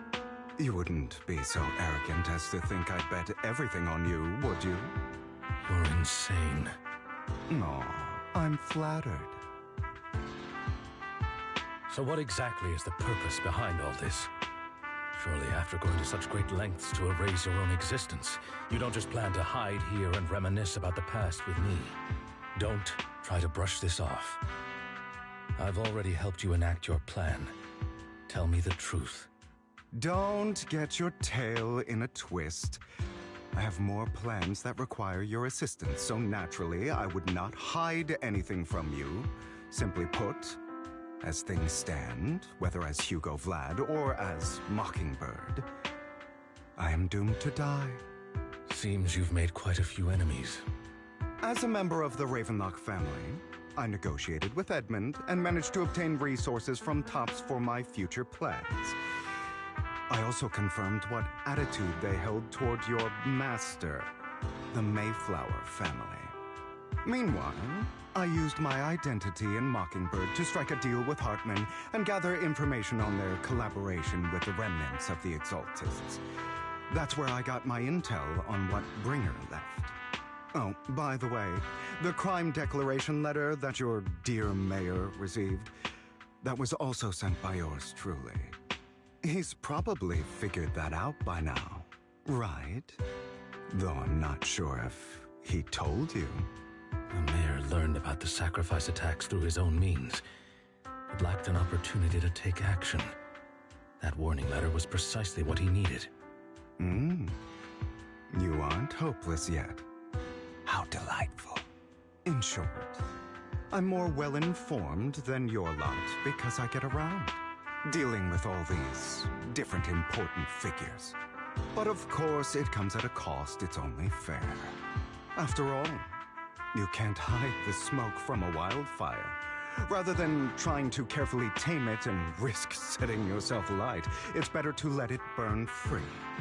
When I helped you put on your little act, killing you in front of everyone, you left the sacrifice core to Hartman. That was intentional too, then?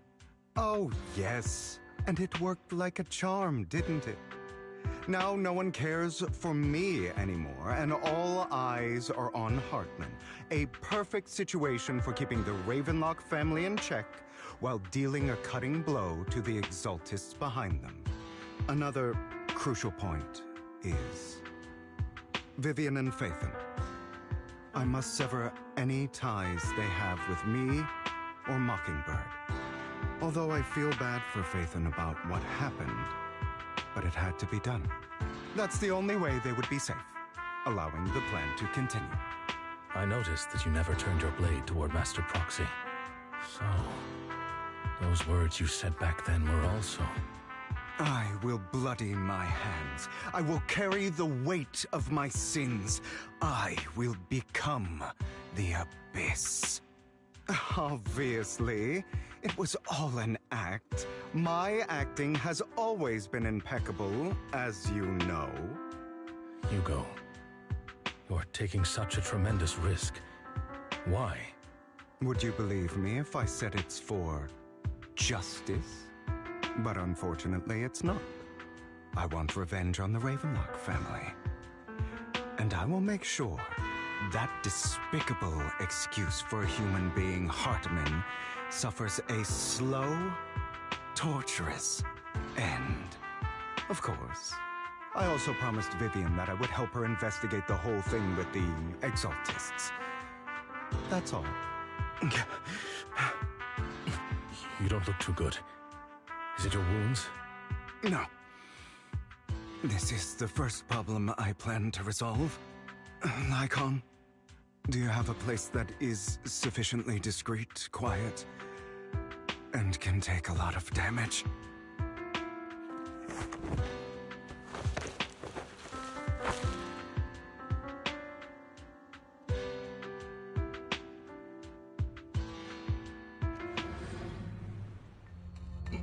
What exactly are you doing? Don't look at me like that. If I didn't have to do this, I wouldn't. Hartman recently obtained a bizarre substance, most likely from those crazy Exaltists. After use, it allows control of the victim's mind. To some extent. You were dosed with it. To be more precise, Lycon, I deliberately allowed Hartman to put this drug in my cup to facilitate our previous collaboration.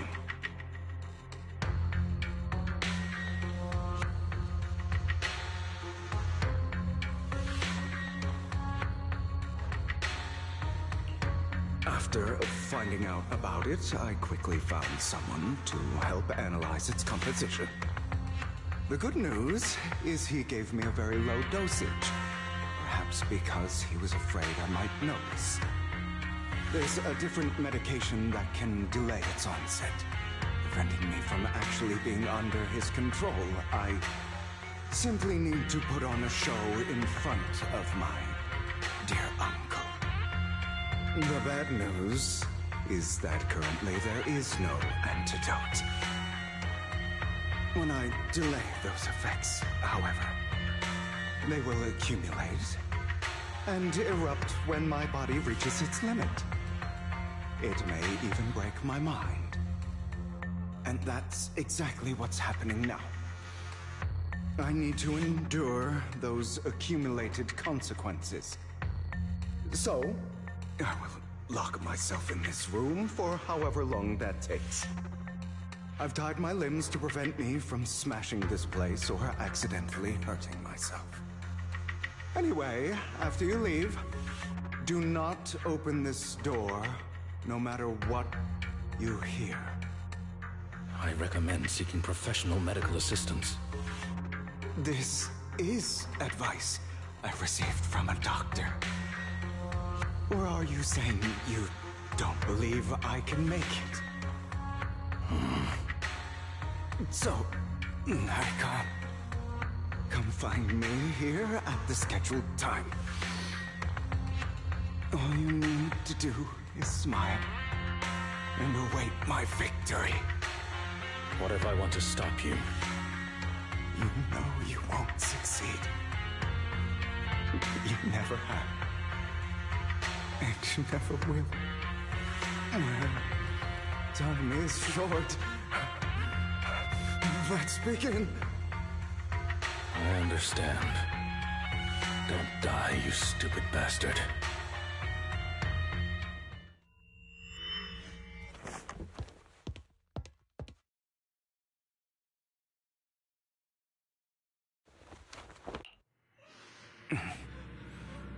Is this because the side effects haven't worn off yet? Lycon's late. I'm surprised.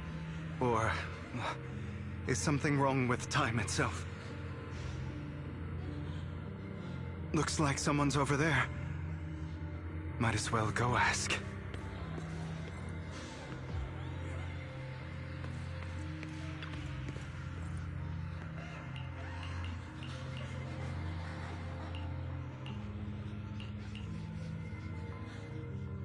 It's all your fault.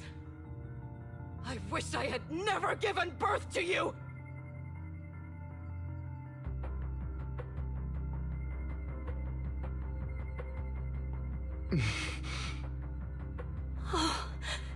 Everything will get better if you just die, right?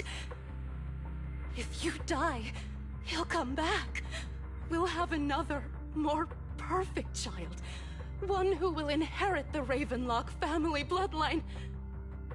Then I'll be able to escape this pain.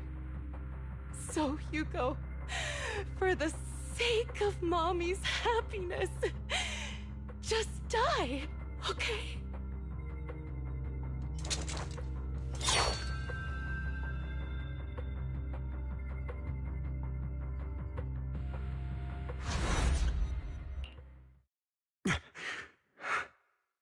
So, I wasn't awake yet after all. That's because you don't want to wake up again. Who are you? I am you. Hidden deep within your heart. Your most true self. You want to kill her, don't you? Your so-called mother. Every time she beat you without reason, when she tried to gouge out your eyes, when she sold you into that hell, laughing all the while. You wanted to be the one to end her life. Why not admit your hatred? As you are, you can hunt her down and make her pay for the living hell of a childhood she made you suffer. Yes, I hate her.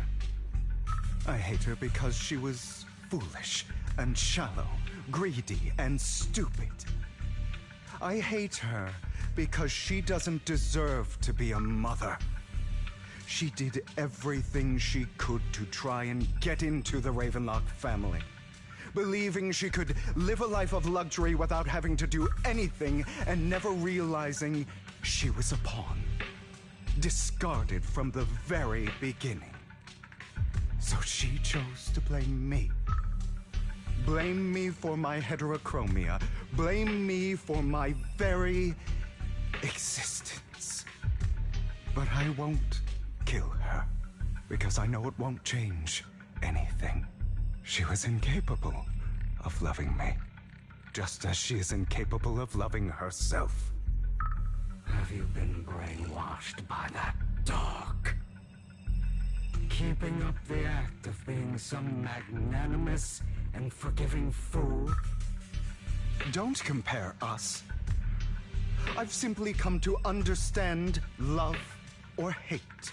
I make my own choices, and they have nothing to do with anyone else.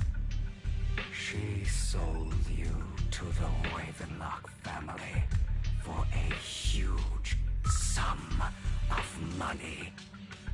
She used that money to start a new life without you. While she was was indulging herself. You were going through hell in the Ravenlock Manor. Does it not torment you? Do you not feel the hatred? Do you not want to demand answers? Kill her. Only by killing her can you be truly free. For a long time, I thought the same way. But now, well, I want to make a different choice. Stop lying to yourself. You never had a choice. This weak-minded thinking will only lead you to failure. Like before, you'll be nothing but a worm, trampled into the dirt by those so-called elites. Do you still not get it? This is how the world is, and always has been. Hesitate and you'll be the victim. If you don't grab your knife first, you'll end up being on the other end of the blade. If you want to change anything, you must first become the one who makes the rules. Just like that woman. The only reason she could treat us that way was because we were weak. So listen to me. Find that woman, kill her, and prove to this world your strength. It's what she deserves. Why forgive them? They don't deserve it. I'm not forgiving them. Or rather, I don't care about them. They don't even matter, at least not yet. You know, perhaps the person I hate the most, the one I truly cannot forgive, has never been someone else. But rather my weak, powerless past self who could do nothing but hide inside a closet and cry. I hate myself for having neither the strength nor the courage to resist. I hate myself for begging for so-called familial love, even after being treated so terribly. I hate that despite the pain of my wounds, I still hope to receive the carrot and not the stick. And that means you. Correct. So, I forgive you. I forgive myself. You'll regret this, fool. Your pretty words mean nothing.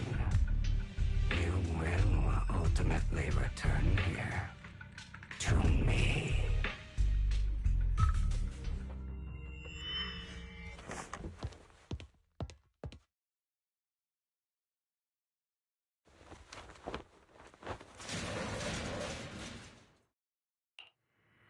I see.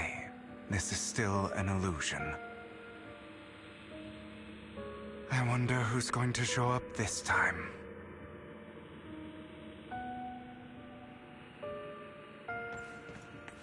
Brother!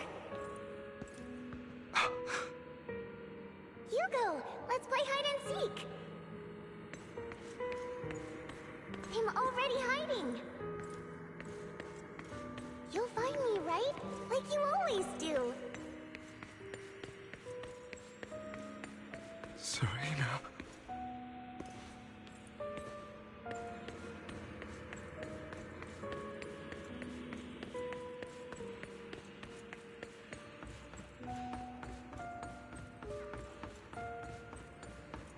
You're looking in the wrong place. I found an even better hiding spot this time. Harder to find than any place you showed me.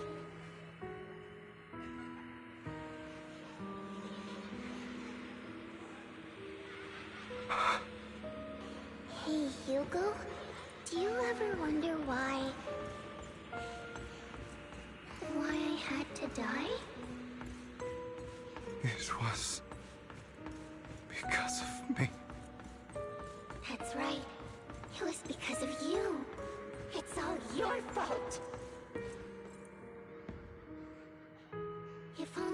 didn't exist, I wouldn't have had to suffer!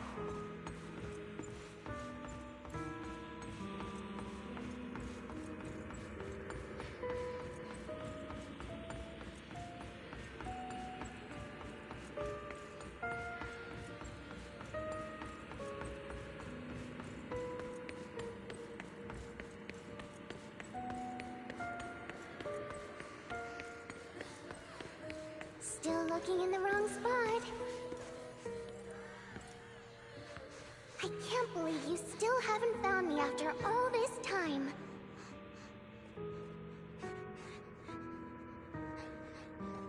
Have you forgotten about me?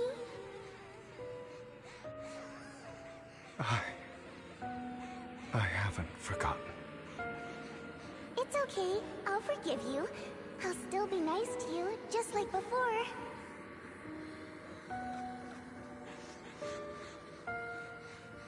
I was the only one who was ever nice to you, wasn't I? Yes. Then tell me, why do good people always suffer? Why is kindness always punished instead? Tell me, Hugo, why?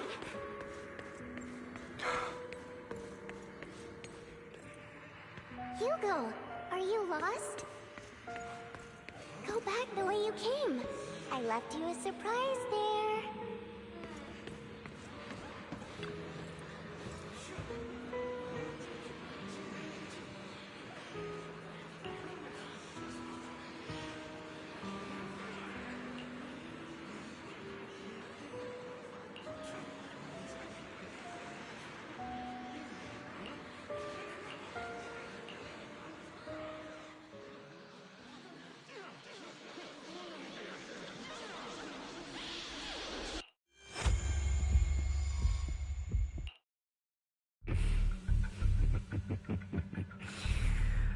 I told you that you would eventually return. We meet again, my friend. I told you, I am you. The side of you that you've always tried to deny existed. Of course. I know. This time it's about Serena. Right? Yes, your half-sister. And the only child in the Ravenlock family who was kind to you. Unfortunately, it was her kindness that led to her untimely death. It was my fault. I don't like the way you blame yourself. Because that means I'm to blame as well. And I don't think I did anything wrong.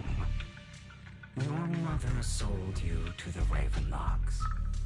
And your father, he saw your talent and wanted to use you to push the other children into competing with each other. My brothers and sisters wanted to get rid of me from the moment they first saw me. In their eyes, you were no more than a slave. But Serena dared to treat you, a slave, as if you were human. And so, she was fated to die.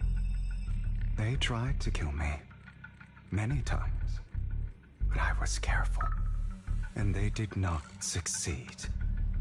So they killed Serena, who was weaker, an easier target, and pinned everything on you. Serena died in your place. Those cruel brats thought that by reporting this to Father, they could use it to get rid of you, a rival who threatened their positions. Yet, not only did Father not blame you for the incident, he praised you for it. In this world, only the ruthless, cruel, and merciless can stand at the top. And that's exactly what you managed to live up to, no? You found a perfect opportunity thereafter to catch the ringleader of the group who framed you and almost beat him to death.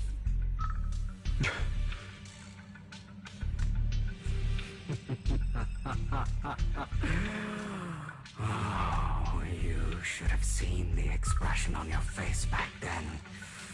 Oh, crazed and manic with utmost delight.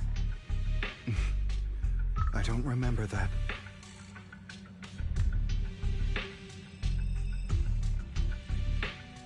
Here you go again, trying to deny your desires.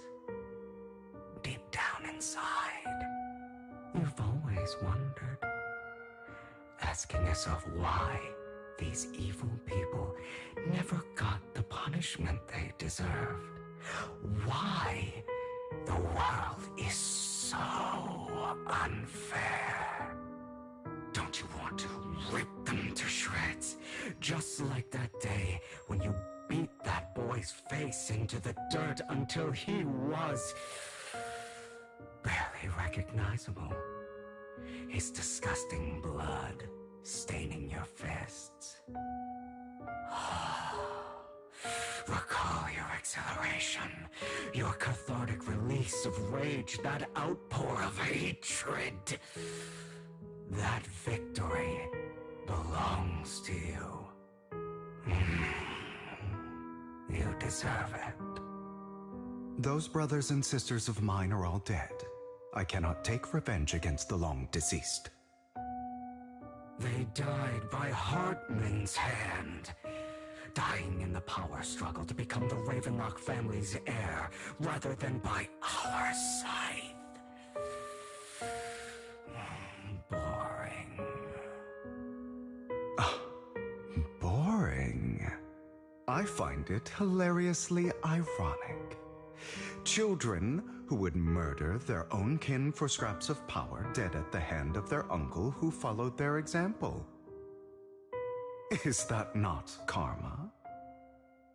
Power struggles pitting kin against each other, betrayal, suspicion, and hatred between people of the same blood.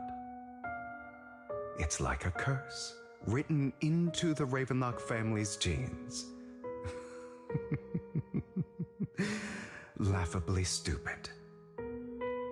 Don't forget, my dear, that the same blood flows through your veins.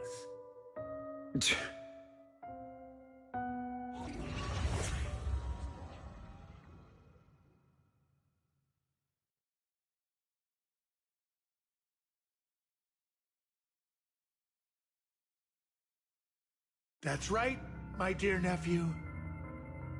No matter how much you deny it, the blood of the Ravenlock family flows through your veins. Survival of the fittest. Only the strongest deserve to live. Only the strongest deserve to rule. This is the path of success that has led the Ravenlock family to victory countless times. A blessing and a curse etched into your flesh and blood. As long as you live, you'll never escape the mark of family. You are destined to one day become someone like me, like your father.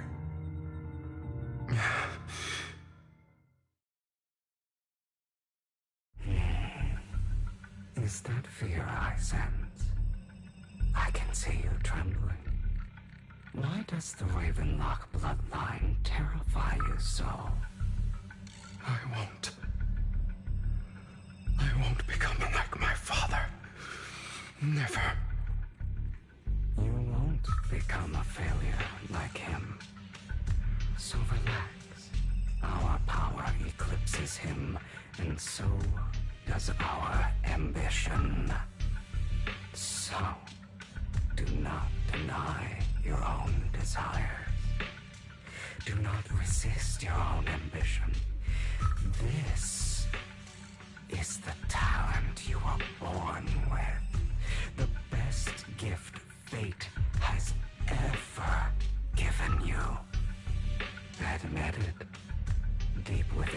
heart lies a spark, yearning to ignite a raging inferno that will burn everything down. And I am that spark.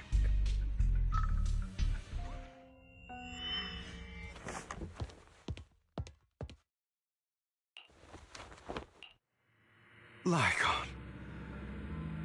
Never thought I'd be this genuinely thankful to see you.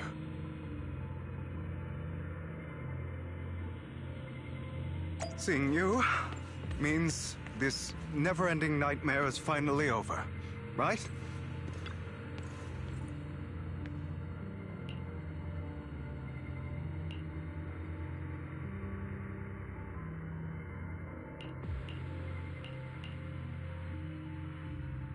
I don't want to hear something like that from you. You have no idea what that man, my father, is really like. A person who stops at nothing for their own interests and ambitions. Just like what you're doing right now. And what do you think I'm doing this for? All of this was part of your plan. You knew where the Ravenlock family was going to be, so you set Mockingbird's target there.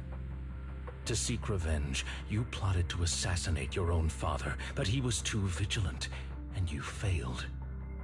After almost being assassinated, your father was furious and locked everyone in the hall, but was unable to find the assassin. And what a coincidence that a hollow disaster just occurred in the vicinity. So he used it to eliminate all the unfamiliar faces there, turning them into victims of the hollow, an easy feat for the Ravenlock family. So, the one who killed innocents was my father, not me. You knew what choice an extremist like him would make, and you used the chaos to once again attempt an assassination. This time you succeeded. You killed your own father at the cost of innocent lives. Admit it, Hugo. You don't care about anyone else. The only thing you care about is your revenge. How is that any different from your father? Enough. I'm tired. I may hate him for betraying me, but he wouldn't say something like that. What? You aren't Lycon. You're the other me, hidden deep within my heart.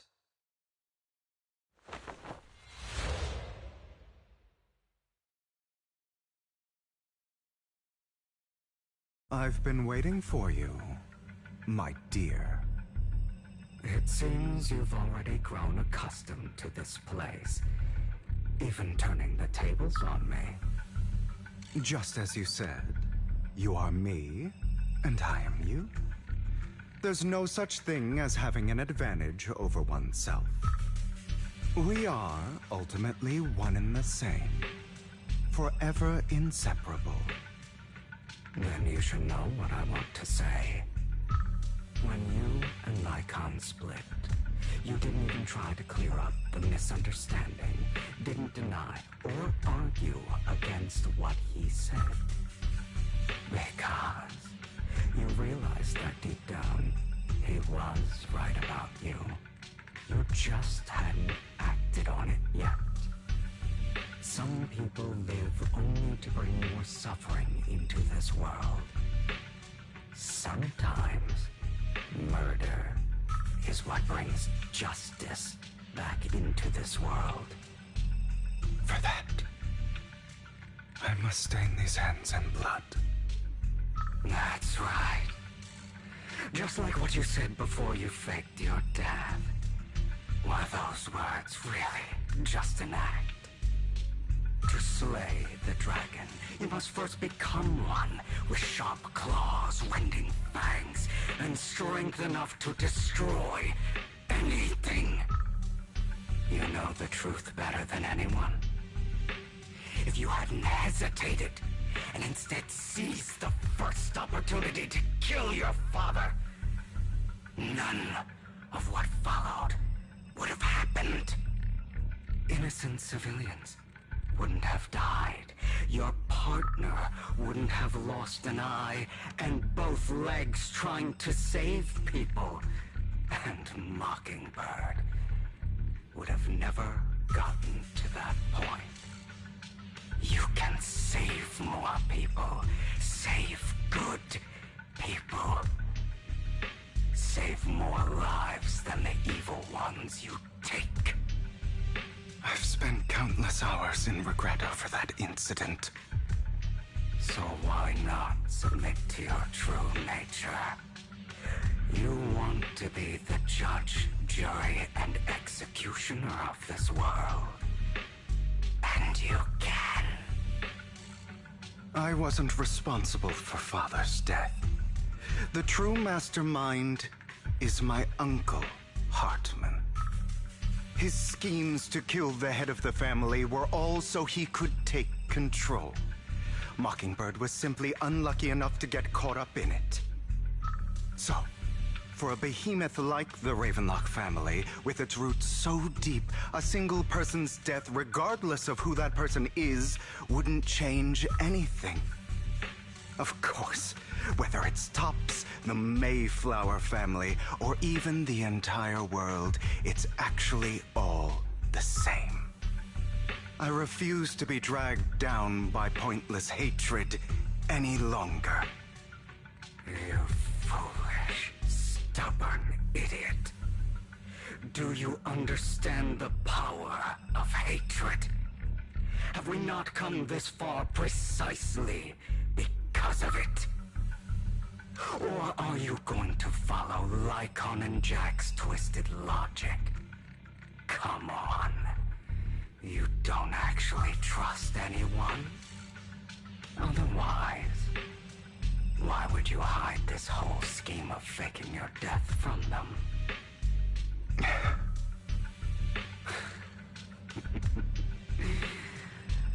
You've built an impenetrable wall around your heart, keeping everyone out. Of course you are right to do so.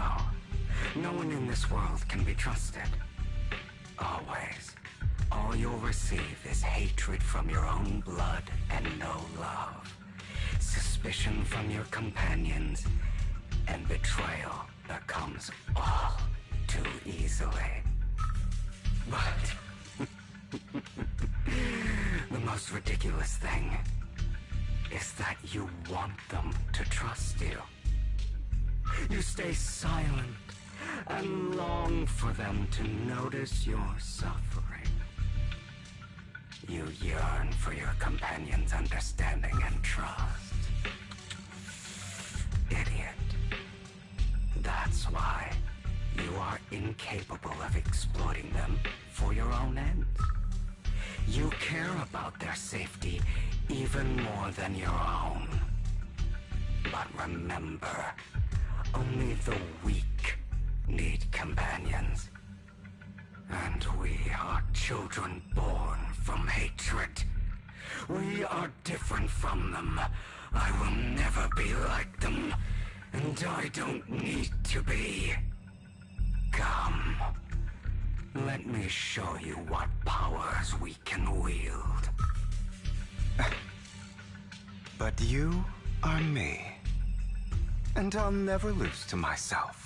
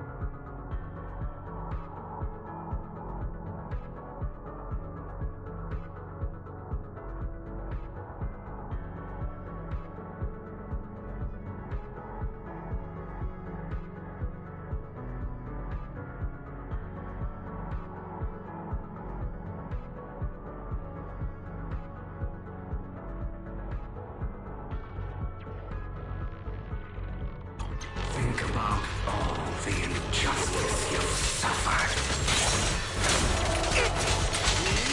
If you choose to forgive, you're betraying yourself. You know that. Letting you consume me would be the real betrayal to myself. Beg for mercy.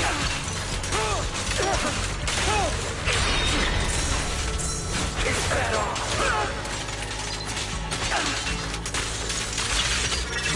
You're just afraid to admit it.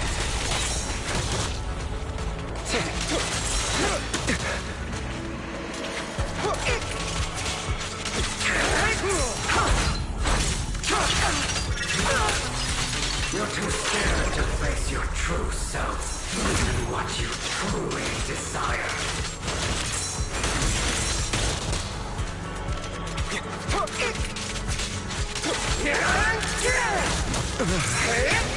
Give up!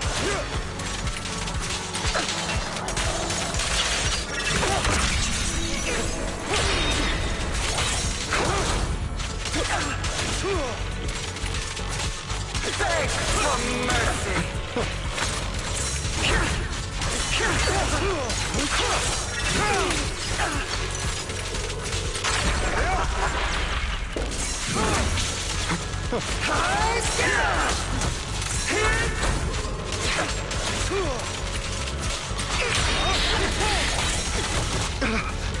Give up!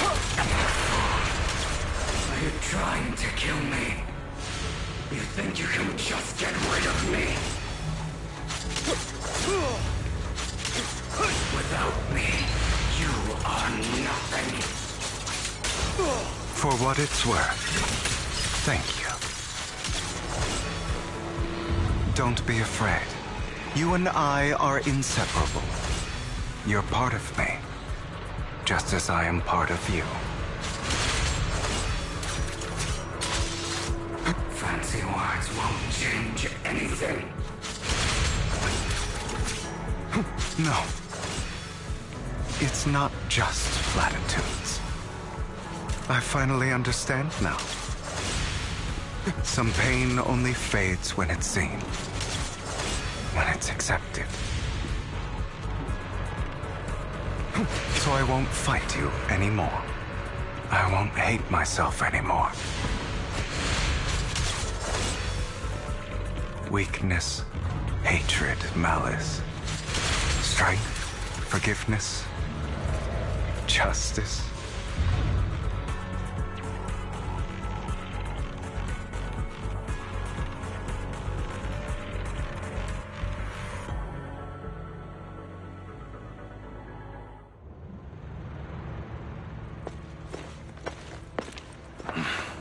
Hugo, it's time.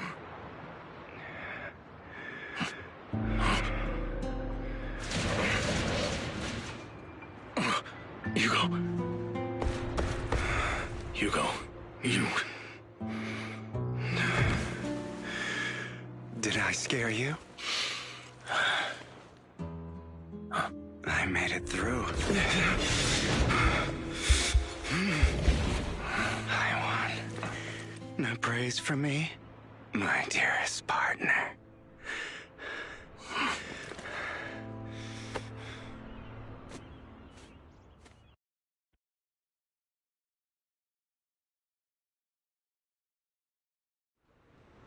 This is just like what I saw in my dream.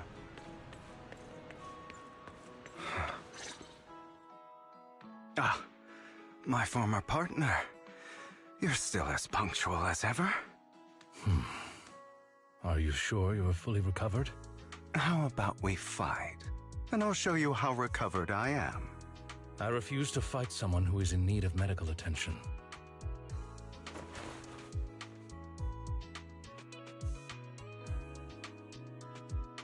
How thoughtful. I'm touched. Or perhaps is this simply part of Victoria Housekeeping's professional care? I'd rather you not starve to death.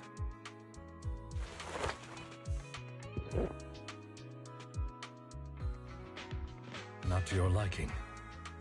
I'm fairly certain this is the same kind as before. No. I've just gone too long without food.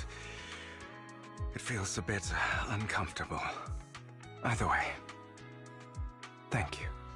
Now tell me, what exactly happened in the warehouse?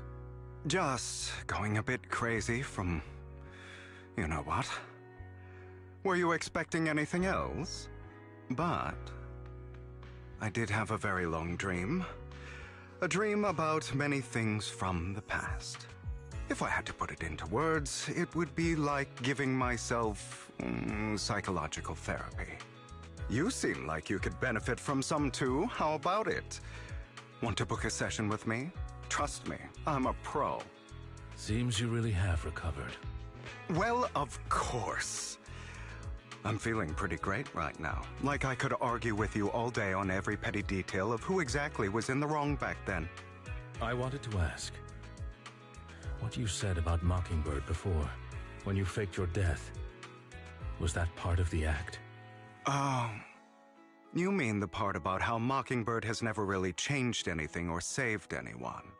I didn't expect you to still be so hung up on this. Interesting. After all, it was you who chose to betray Mockingbird. To betray me. Just as I said before, I never considered Mockingbird a failure. Perhaps Mockingbird deviated from its origins, but it has its value. You shouldn't reject the things you've done. Or Mockingbird. I have contemplated this before. Yes. Mockingbird has helped some people and has genuinely managed to cause trouble for those who abuse their positions of power for evil.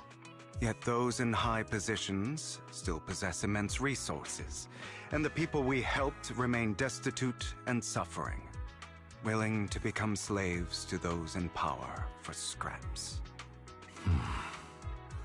But just as you said, even if what we did was childishly idealistic and flawed, as little as we actually achieved, even the slightest change is by no means meaningless. Nothing holds more value to me than Mockingbird.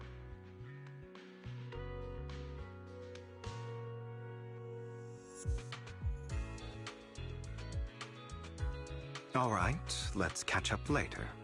I still have things to do, and need to wrap up my plan. I thought you would rest up first. As much as I would prefer that.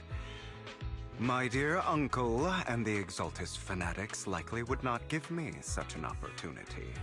If all has gone to plan, the fish will have taken the bait already. And if everything goes very well, I'll soon have solid evidence of the Ravenlock family's crimes. Well then, thank you for your assistance, former partner. Let's part ways here. I'll go with you.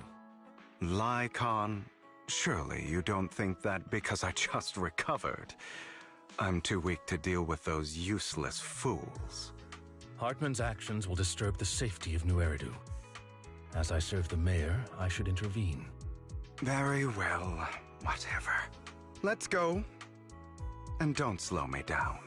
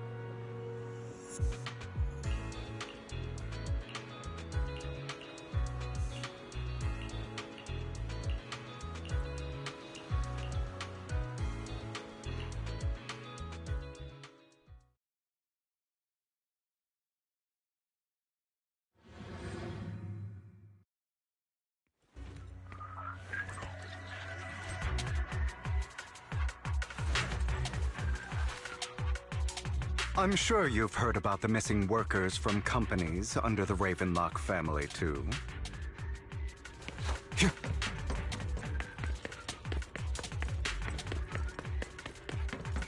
I know where they are. Those are Ravenlock's men. The workers with them are the victims who were tricked into going into the Hollow. Oh, what a coincidence.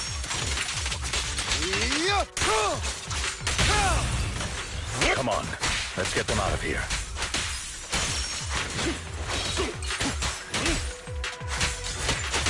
I'm free to all evil!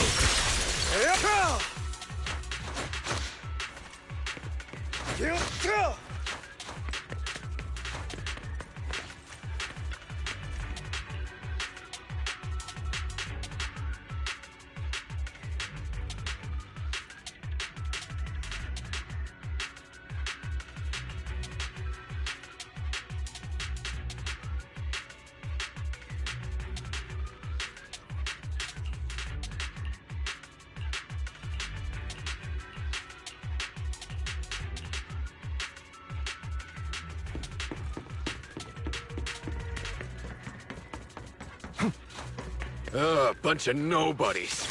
Annoying as hell. Kill them! What? You're welcome to try.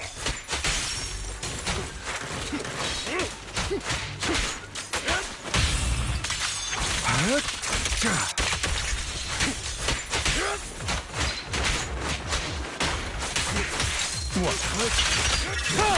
Repent!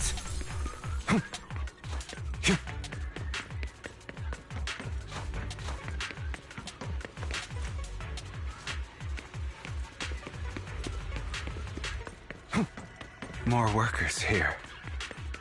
And quite a lot of them.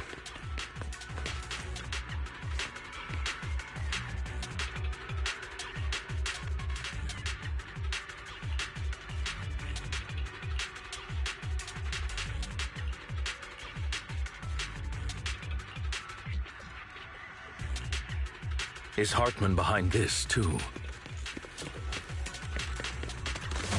Of course. He threw them into the Hollow like offerings for the Exaltists. To him, those workers are just another resource, no different from the ether his company mines in the Hollow.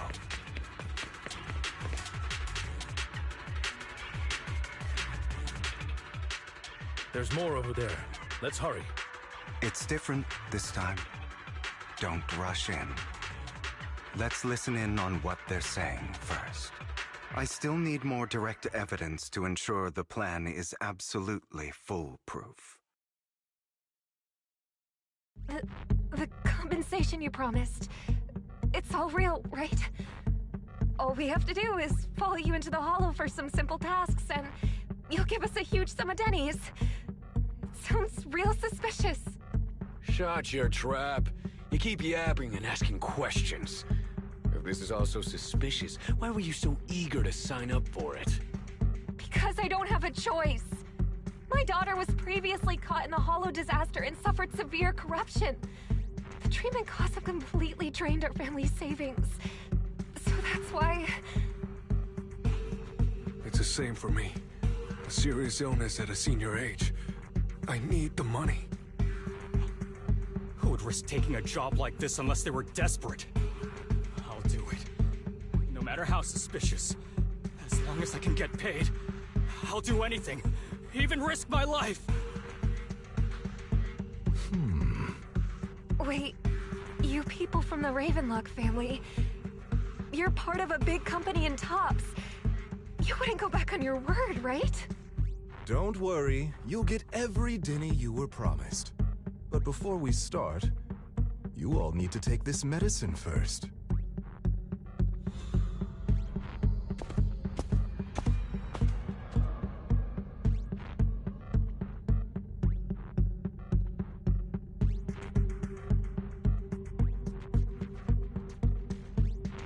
Bro, should we really be doing this already?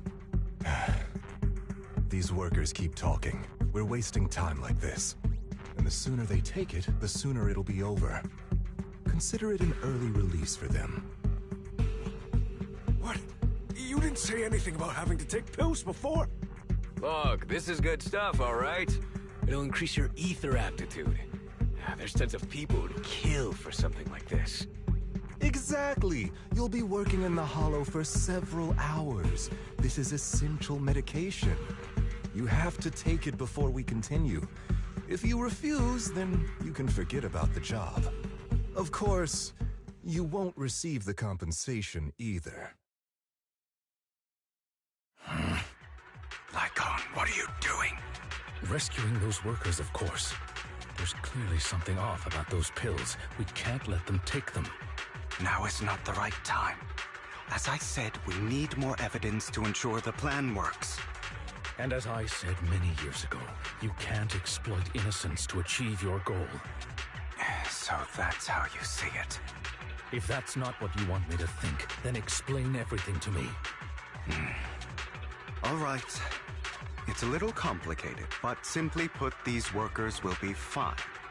Of course, it's your choice to trust me or not. But if you try to rush in, I will stop you. I trust you.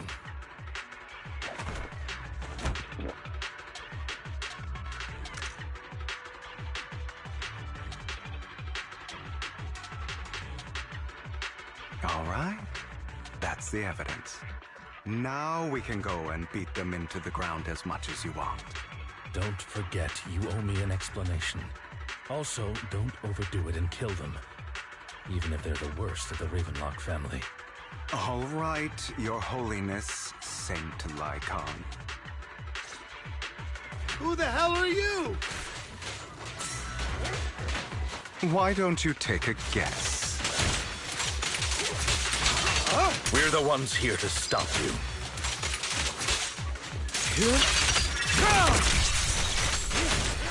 Can't remember the last time we worked this well as a team. Your legs? How are they feeling? I'm fine.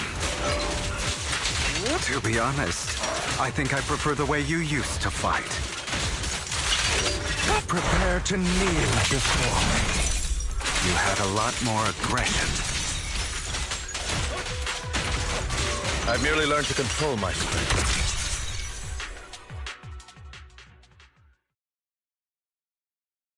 God damn it! Who the hell are you? How dare you mess with the Ravenlock family? Ravenlock. Savor the name while you can, for it will soon cease to exist. What's that supposed to mean? It means exactly what I said. I think this might be good for you. Sever your ties while you can. You still have a chance to walk your own path. The family's honor comes above all else. Is that really what you think? I saw the compassion on your face just now. You're not from the main family, right? That's why you were assigned to these. I don't have a choice. From the moment I was born into the Ravenlock family, You always have a choice, if you're willing to act. All right, let's end the small talk here.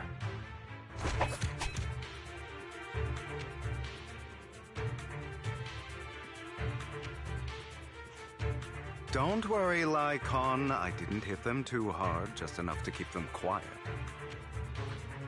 How's that? My acting's pretty good, right? As always, a certain someone should take some lessons from you. I'll leave the rest to you then. Okie dokie.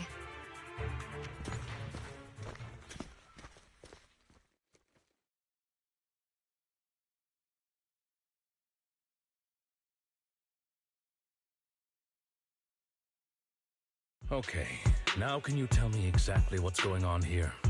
As you can see, that worker just now was actually an informant of mine.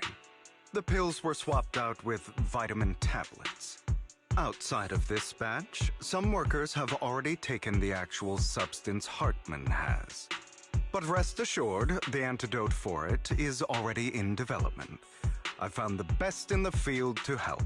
And with the data I collected before, we should have results soon. I wanted to ask, the reason you decided to lock yourself in a room and endure the effects of the drug, besides getting evidence, it was also to collect data on this drug in order to create an antidote, correct? It seems you're not completely beyond hope. I thought you were just being stubborn. Sometimes I wonder if you know me at all. Then, I have one last question. Why did you never tell me any of this back then? The truth is, I heard everything. That entire conversation between you and Jack. Before he passed away in that small attic. When Jack called you aside and gave you those warnings.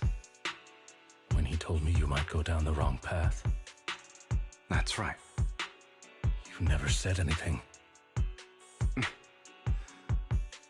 What would I even do? Scream and rage over your suspicions, or get on my knees and beg for you to trust me? You know there's no way I'd allow myself to do such a thing. Besides, back then, even I was confused about myself. Jack, It's all in the past. You don't need to explain anything to me. Enough. We should get going. If we're going to reminisce over the past, we should find a more suitable location.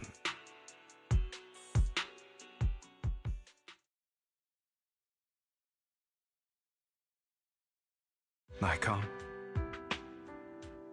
that incident back then, I didn't do it. It was a scheme Hartman devised to take over the family. It was Hartman who killed my father, too. I only discovered the truth long after the fact. I did indeed attack my father, and I thought he was dead. But he wasn't. I couldn't kill him. And even before that, if I hadn't hesitated, none of what followed would have happened. Even now, I still think they deserve death. But I no longer care to personally deliver that fate. They're beneath me. And I have more important things to do. I know we may never agree on that point, Lycon. I once wanted to fight against those ugly truths that defined me, but I discovered that the more I rejected them, the more painful it became. So,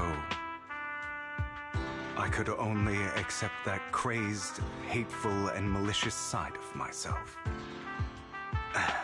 As long as I know I will never become like my father, like Hartman, that is enough for me. You've changed. But I think that might be a good thing. Don't patronize me. You've changed a lot too, compared to before. I still disagree with Jack's words.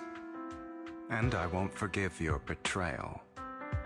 I will walk the path I believe is right. Even if I must tread over thorns and through the mud. But I will also allow you to walk your own path. Lycon. Should I say thank you? You're welcome. Come to think of it, we haven't talked about your legs and eye. It was just an accident, not your fault. I'm doing well now. I hope you are too. On the contrary, perhaps I should be the one apologizing. I misjudged you. I used to think you wanted power, that everything you did was for your own ambitions. I thought you wanted the power to pass judgment on all in this world like a god. I am a god. I am my own god. Or you could say that in this world, everyone is their own god. There are many things that we are powerless to change. But there are also many choices we can make. Just as I said before, I am the only one who can kill me or save me. I'm glad you think that way. Let's go. I still have one last thing to do. To witness the end of Ravenlock.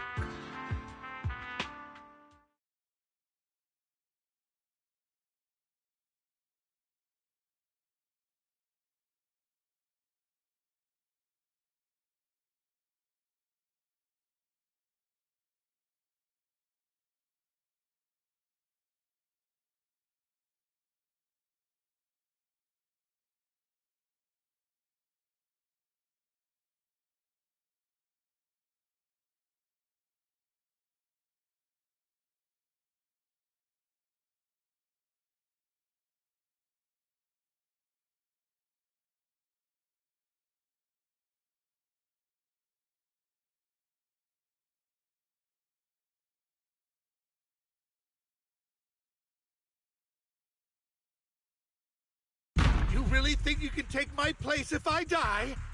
Never, you filthy bastard! Your little tricks mean nothing. As long as the Ravenlock family stands, I can still get back on my feet. You still don't get it, do you? This was never about avenging my father. And I don't care about taking your place. I didn't come this far just to kill you. That'd be pathetic. Right on cue. Why don't you take a look at this, Uncle? On behalf of TOPS, I'd like to clarify that we had no involvement in the Ravenlock family's actions. TOPS is officially terminating all partnerships with the Ravenlock family, effective immediately. We will have no further affiliation with them. Are you crazy? What the hell do you get out of ruining the Ravenlocks? You want to be a petty thief forever? Thief? Oh, Uncle. Allow me to reintroduce myself. I'm the name people whisper about. The one who robs the rich and gives to the poor. I'm the master con artist who can fool anyone, anytime. I'm the leader of Mockingbird. The one who turns every headline into my own stage. I have friends who'd catch me if I fall, partners who'd shed tears for me, and allies who always have my back. I am Hugo Vlad. You're the one who needs the Ravenlock name. I never did. You ungrateful bastard! You should have never been born. You flatter me. Same goes for you, Uncle.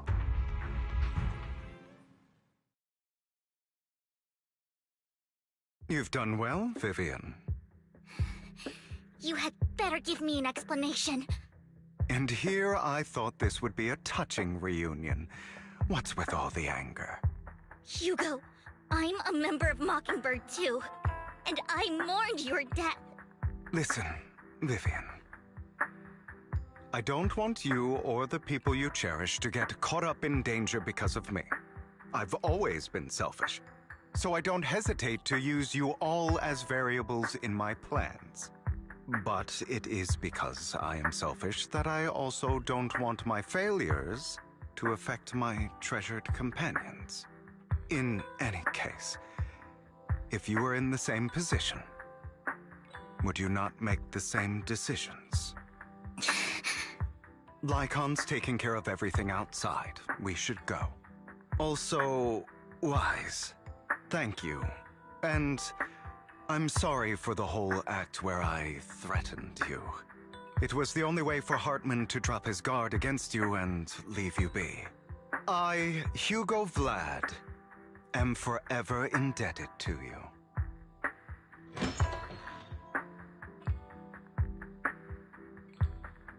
Master Proxy, although it is late, there is some important intel that I must give you now.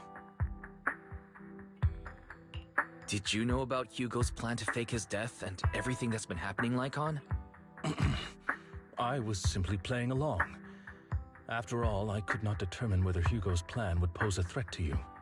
You are a student of the mayor's late friend, and I am obligated to protect you. You still have that habit of finding awkward excuses when you're embarrassed. Mr. Hugo Vlad, if you have any important intelligence to share, please do so with haste. I need to return to rest before midnight. You two sure are, close. For the sake of a certain old fossil's sleep schedule, I'll keep it brief. I learned from Camille that Dina intends to embed the sacrifice core into the sacrifice. Apparently, it will make the sacrifice much stronger. Sacrifices created this way will not retain their minds and will indiscriminately attack all living beings, including their creator. So the Exaltists don't do this. It would bring them no benefit. But Dina's concoction can control people's minds. If a person takes the pill and is injected with the serum Landon left behind, the sacrifice would be under its creator's control. Although the dormant sacrifice has been destroyed, Dina found a batch of that serum her father created and wants to create new sacrifices. Putting aside the sacrifice for now, Hartman's sacrifice core is fake. We don't know where the real one disappeared to. The real core has always been here. Here? In Lord Phaethon's video store? Vivian, do you remember when I suggested you give that collectible to our dear Proxy? I remember. But that was just an ordinary pendant. And I've met the person who submitted it. She has absolutely no connection to the Exaltists. How about our dear Proxy take out that pendant so we can take a look?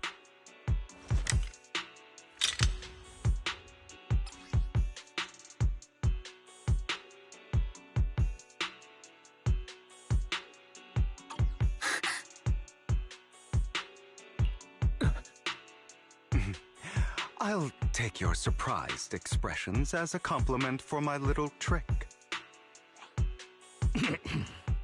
I will hand over this core to the mayor as agreed, since he fulfilled his promise to protect Vivian and the manager while I was pretending to be dead. I won't go back on my promises.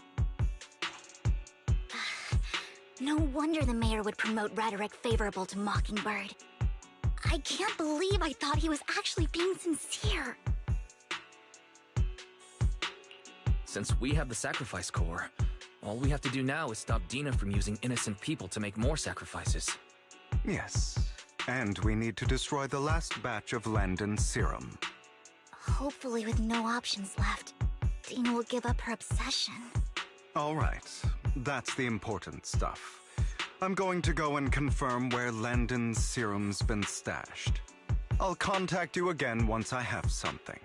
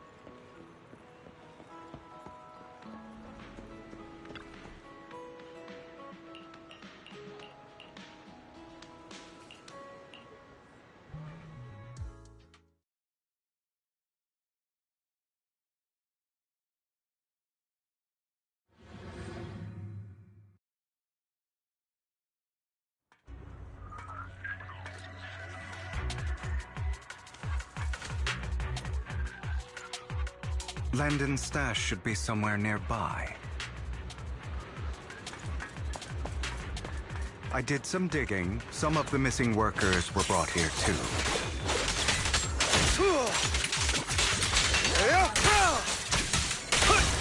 Dina's getting ready to make her move.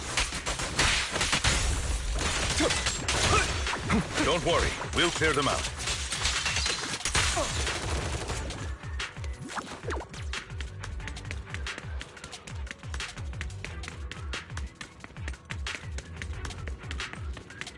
They're trying to destroy the goods! Stop them!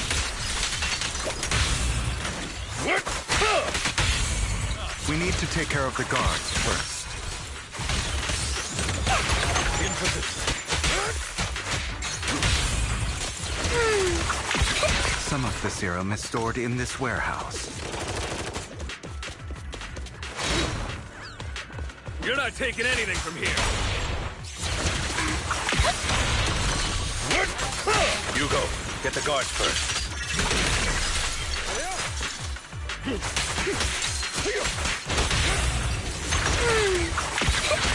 Say no more.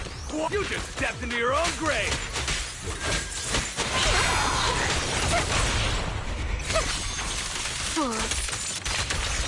Be all evil! Stay away from me, Albert! I'll write the ending to your nightmare. Don't look straight at the moon. At your service. For you, I'll eliminate any obstacles. Truth is a beloved fairy tale. A deep clean. Prepare to kneel before me. Let the party begin.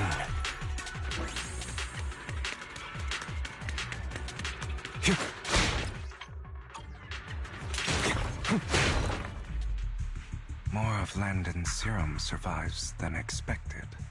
Fortunately, since they're still here, it means Dina hasn't executed the final step of her plan. There is likely a lot more stashed around here, and we have yet to locate the missing people. Our actions here won't go unnoticed. Perhaps they're making plans to deal with us on their side. With Landon and Dina's concoctions combined, she may be capable of creating a sacrifice that obeys her. If it comes to that, this will get far more troublesome.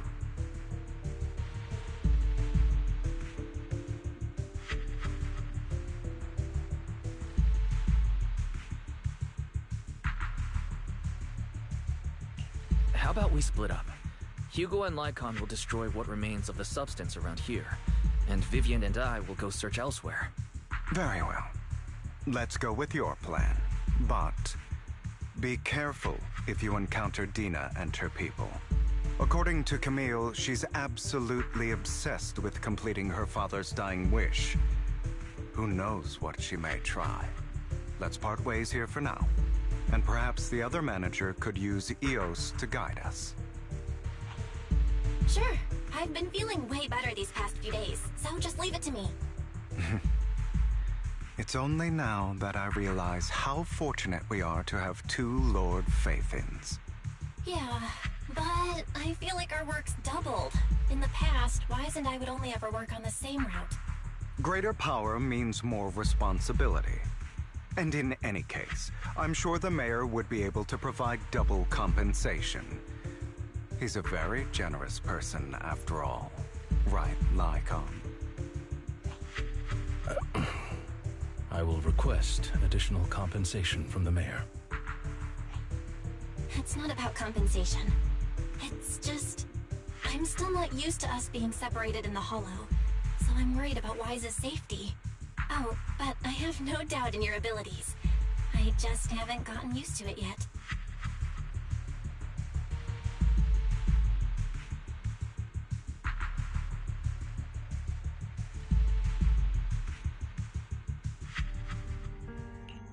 This is the future I saw. Lord Pathan.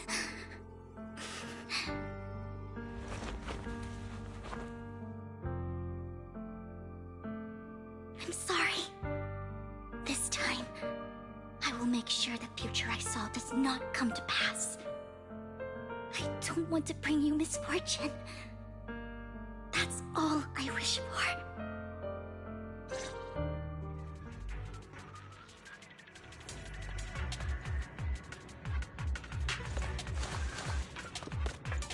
Leave this to me, Lord Phaethon.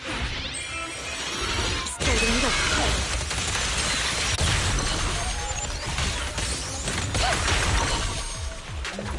Help me.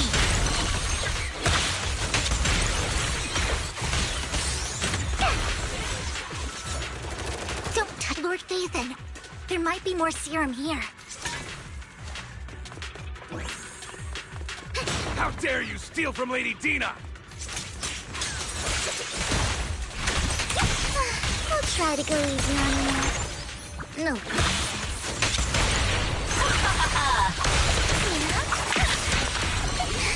Idiot.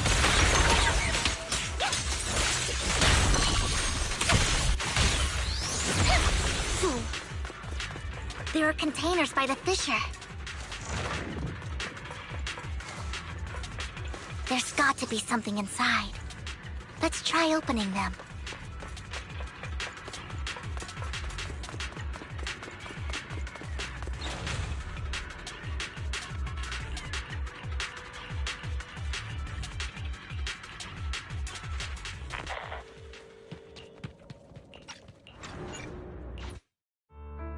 Where are you going, Camille?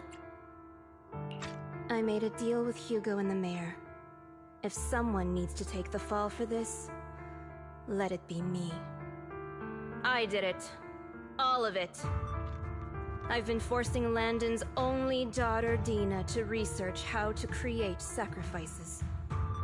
I colluded with the Ravenlock family for my own gain. Everything Dina did was under duress. Since I've kept her captive for so long, she doesn't have the skills to survive as an independent member of society. She'll need a caretaker and teacher. Someone who will look after her and educate her. No! I refuse, Camille! I refuse to accept this! Dina, I'm going to dispose of those failed subjects. I won't allow it! You'll die! I won't allow it! You can't leave me. I command you! You've always followed my orders, and you will follow them now! It wasn't your orders that I've been following. My younger sister, who was stolen from me by the Hollows, also had such beautiful red hair. When Landon told me the Creator could bring me hope, you were standing there, right behind him. I was certain, then and there, that this was the hope the Creator had given me. Start over, Dina. You still have so long, so much time. You'll make friends, find people who love you, and make many beautiful memories. That's not what I want! Camille, you're not allowed to die! I won't allow it! I won't allow it! Goodbye, Dina. And I'm sorry, Vivian. I'll leave the rest to you.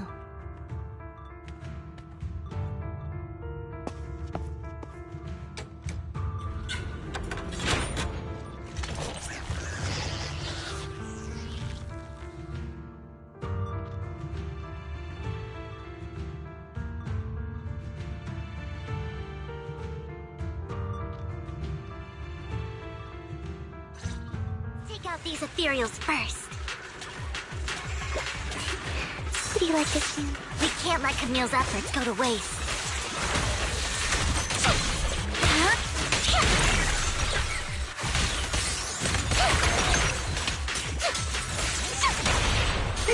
What's that? Huh? Keep your filthy hands off.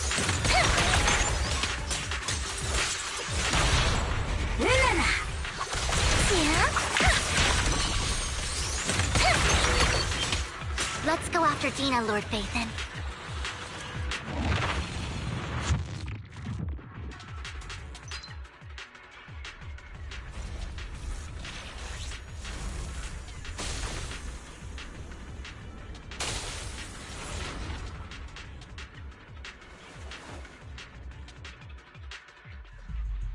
Are you satisfied now, Vivian? You were the one who brought yourself to this point. You're saying this is all my fault? Losing my father, losing Camille. I wish you had never come into my life. At first, when Father brought you home, I was happy. There are so many Exaltists, yet Father never allowed me to get too close with any of them. I never had any friends either. But when Father brought you back, he told me to take good care of you. That you were my first friend. I was also so happy the first time you took my place in helping Father select a person to receive the blessing, because it meant you were different from all those other people. You could stay with me. But soon, I grew jealous. You took the attention that should have belonged to me. You even took Father's love from me. It's only because of my ability that Landon... I know, but... Vivian, jealousy is something you cannot control. Of course, the same goes for fear and hatred. I was terrified that one day you would look at me and shed tears. I knew if that day ever came, Father would not hesitate to force the blessing upon me. And when that day did come, I hated you for causing my father's death. Tina, you knew everything about what happened back then, so... why are you still defending Landon? And why didn't you tell me back then? If I had known earlier, maybe I could have found a way. Because it's the only thing that makes me more special than you, no? It proves I had Father's trust. I was more useful to him. Vivian, you said you wandered without a home ever since you were young, hated by anyone you encountered. You were happy to gain recognition from everyone and help Father when you were among the Exaltists. But in the end, you discovered you were being used, so you felt betrayed and hurt. Then, what about me? All I ever had was my father.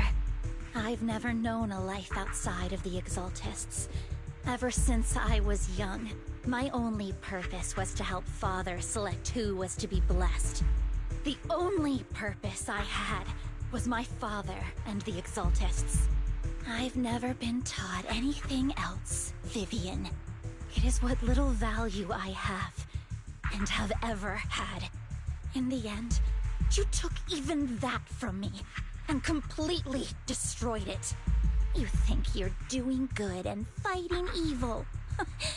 You've only managed to affect a small part of your world. But have you ever wondered if maybe that's all there is to my world? I never wanted to hurt you. You were also my first friend. And that's why I wanted to save you back then. Save me? You and Camille all talk about saving me. Why don't you understand? To me, loss is so much more painful than death. Tina, you can start over. Everything Camille did was so you could live on. Let's leave the Hollow together. There are so many amazing places in New Eridu. This time, I'll take care of you. I've also met so many amazing people. I'm sure they'll love you too. Okay, Tina? Vivian, I can't forgive you. And I don't want to forgive you. I have nothing left. If what little hatred I do still harbor were taken from me, well, I refuse to be so pitiful. I won't apologize, Vivian.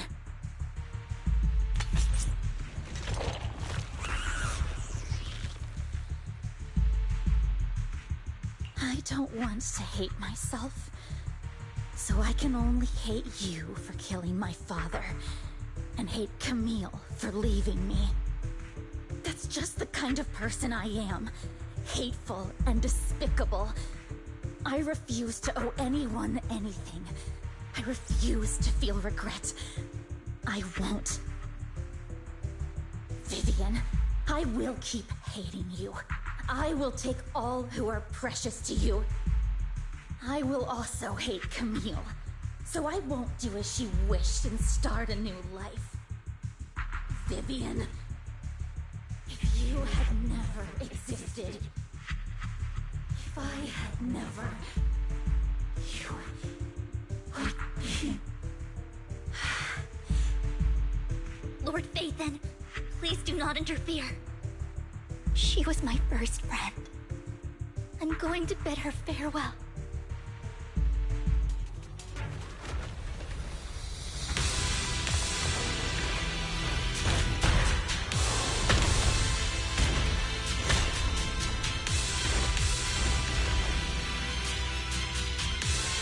Tina, soon, pain will be over. Huh? Lord Phaethon, don't come any closer! Notice me, Lord Phaethon.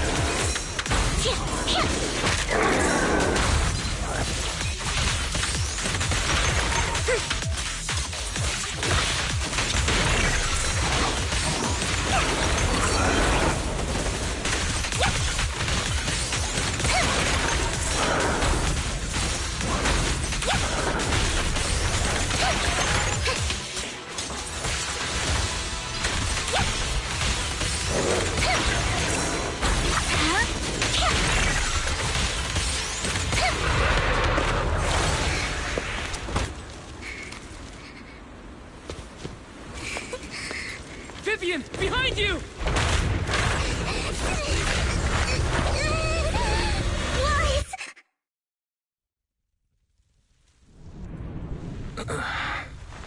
What happened?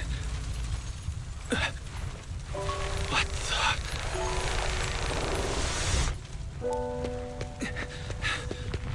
Vivian! Lies. Don't come near me. This is my own choice.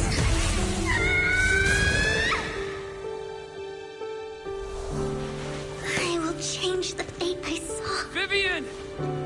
I just want you to remember me when I looked my best. Vivian! Careful. Vivian, your body. I'm sorry you had to see me like this, but I don't want to be the one that only brings misfortune anymore. No. There's got to be another way. It's so warm, and the night is beautiful. Vivian?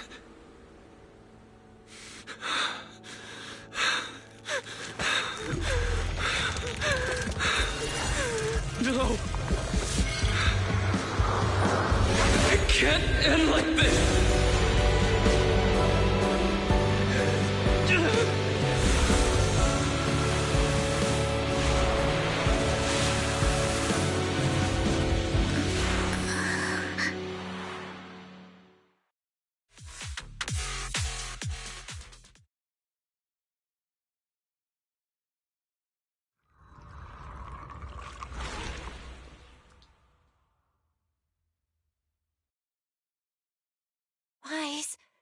Wise!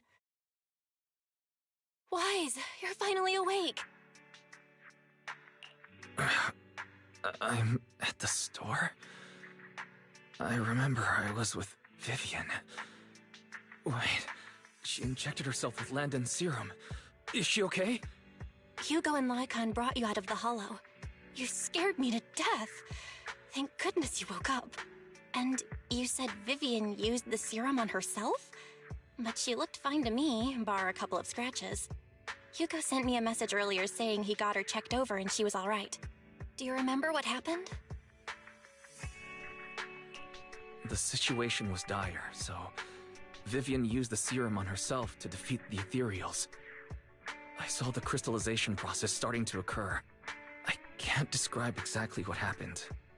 I saw something blurry, but I just wanted to stop Vivian's corruption process. I don't know exactly what I did, but then I lost consciousness.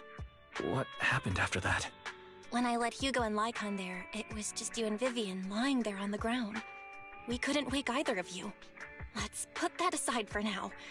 Do you feel any discomfort-wise? I'm a bit dizzy, but otherwise, I'm fine. Don't worry. Phew, that's good. You should rest for tonight. Hugo and Vivian said they'll come over tomorrow, so we can discuss the details then. Okay. Sorry for worrying you, Belle. Good night. Lord Phaethon! How are you feeling? No headaches? Leg pains? Heart palpitations? Loss of appetite? Vivian? I was just so worried. Sorry. Anyway, Lord Phaethon, I'm so glad you're okay. What happened this time was all my fault. Things were dire, and you did what you had to. Plus, if it weren't for you, we wouldn't be here now. So what happened? Wise said he saw the crystallization process start, but I didn't see anything through EOS. Hugo? Lycon? Did either of you guys see it? Allow me to explain. Miss Vivian told us what happened after she awoke, and the mayor arranged a full medical checkup for her. Based on the results, Miss Vivian indeed shows mild corruption sequelae. But if the crystallization process had already started, the lingering effects should be far more severe. To be precise, if the process had already reached the point of mass surface crystallization, it should have taken no time at all to become an ethereal. So, the mayor theorizes that it was the etheric energy within Master Proxy's body that affected Vivian's condition and the surrounding etheric particles, causing Vivian's corruption to recede. Essentially, corruption is a reaction between the etheric particles inside the body and in the surrounding environment. Therefore, it's not necessarily irreversible, just that currently our mainstream method of defense is prevention. I'm having a hard time believing that, even if it's coming from you, Lycon. It's almost like you're claiming I can manipulate etheric energy. Master Proxy, you are special. This is a gift your teacher left you. A gift from our teacher? How come I never knew about it? I don't know all the details, so I cannot explain everything to you. My apologies. However, Miss Yixuan might be able to answer some of your questions. She will visit you sometime soon, so please feel free to ask her any questions you may have. She has quite an eccentric personality. If she causes you any inconvenience... Can I file a complaint about her with you if she does?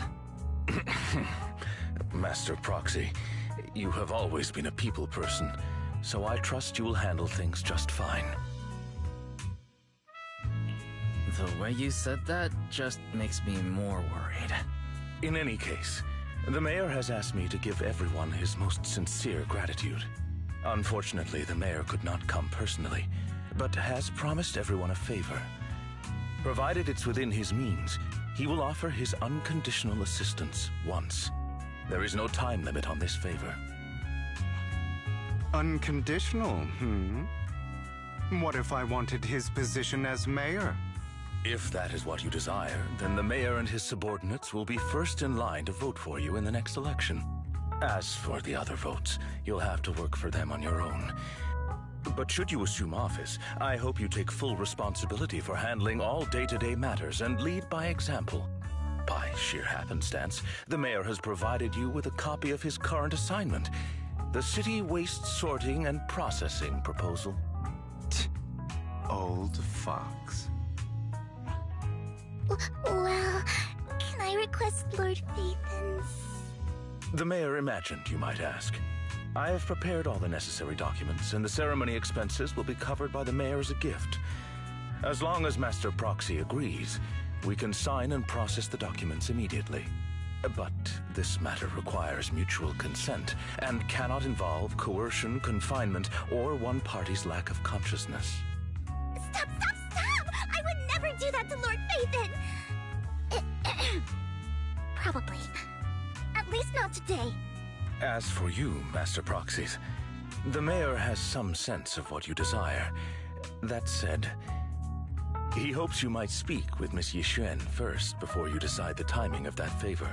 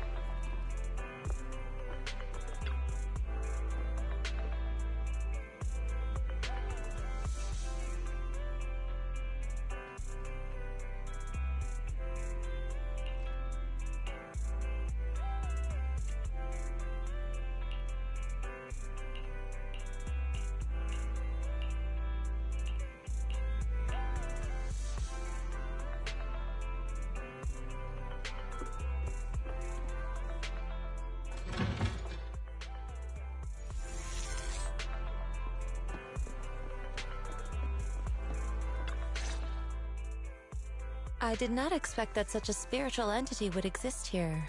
It appears this street is a geomantic gem. A spiritual entity? His name is Howl, and I guess you could count him as a neighbor of mine.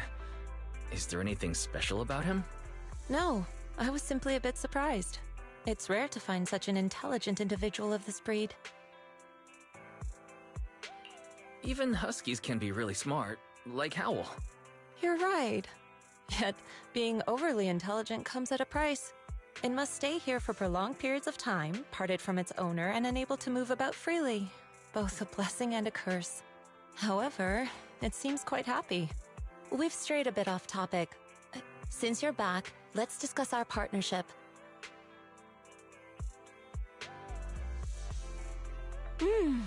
Nice job. Good air circulation, excellent layout. Very suitable for a business. Your bamboo here are also very energetic. It seems your fortune is good when it comes to wealth. Huh. You even know feng shui? I'm happy to hear that. But who exactly are you? I suppose this is our first official meeting since parting ways in the Hollow. Now that both of you are present, allow me to reintroduce myself. My name is Yi Xuan, a mystic from Yunquei Summit. Mystic? Like those people in movies who can tell your fortune and go around blessing people? This is my first time meeting one in real life. But what's Yunquei Summit? Any details you can give?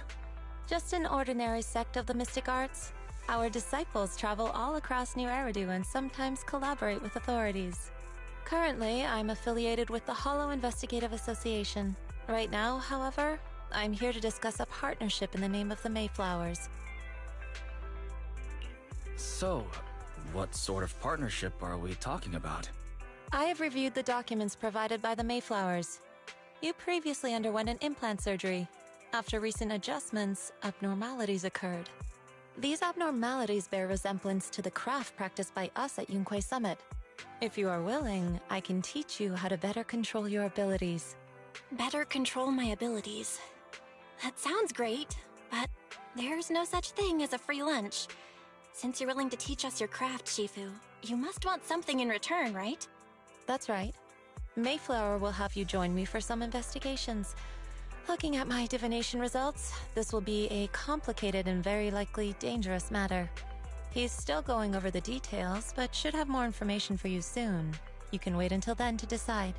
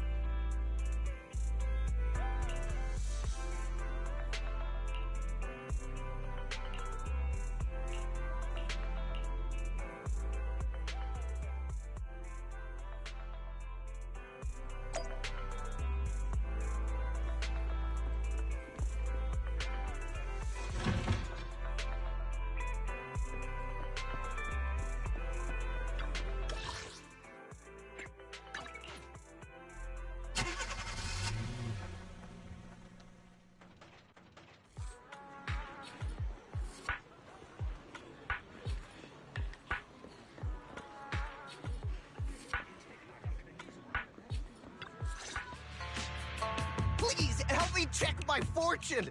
Here's my pop. Look, doesn't this thick wealth line mean I'm about to strike it rich? I've looked it over, and your fortune is decent. Huh? You barely looked at it, and you're already done? You have good fortune. What? You don't believe me? I do. Thank you so much. Next, it's my turn. Hey, wait, hey, quit cutting in line. So this is where you were. Who are all these people? You're here, Wise? I decided to take a break.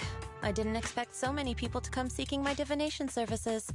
Don't worry, I need no more than a simple spell to solve this matter.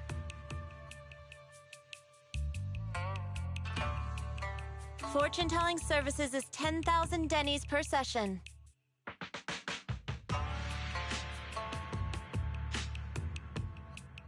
All gone? Good.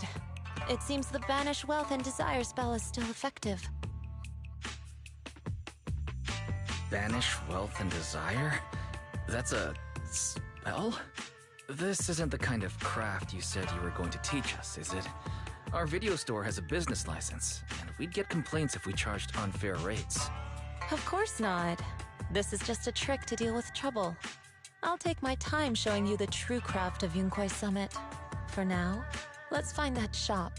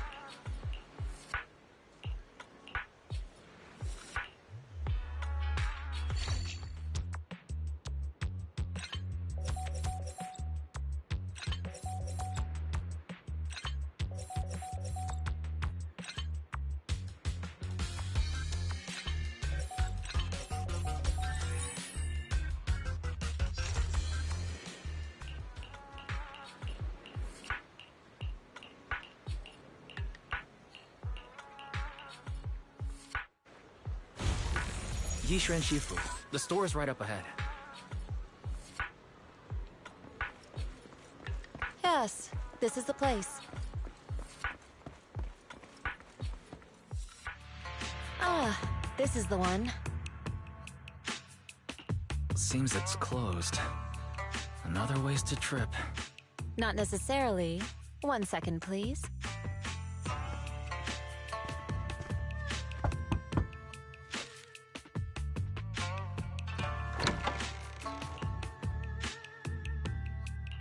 Huh? Is there someone inside? Relax. The boss prefers to do business with people they know. They like their peace and quiet, so they rarely open for customers. I'm an old acquaintance and just wanted to retrieve something. What a strange private business. Shifu, what exactly are you retrieving? Just some things needed for our future investigations. You'll know in time. Really? Shifu, I feel like you're always so mysterious. Rest assured, I'm not hiding anything from you. It's simply because the correct time has not yet arrived, so there is no need to rush. Since we've already obtained what we came for, let's part ways here. There will be plenty of time in the future. We will certainly meet again.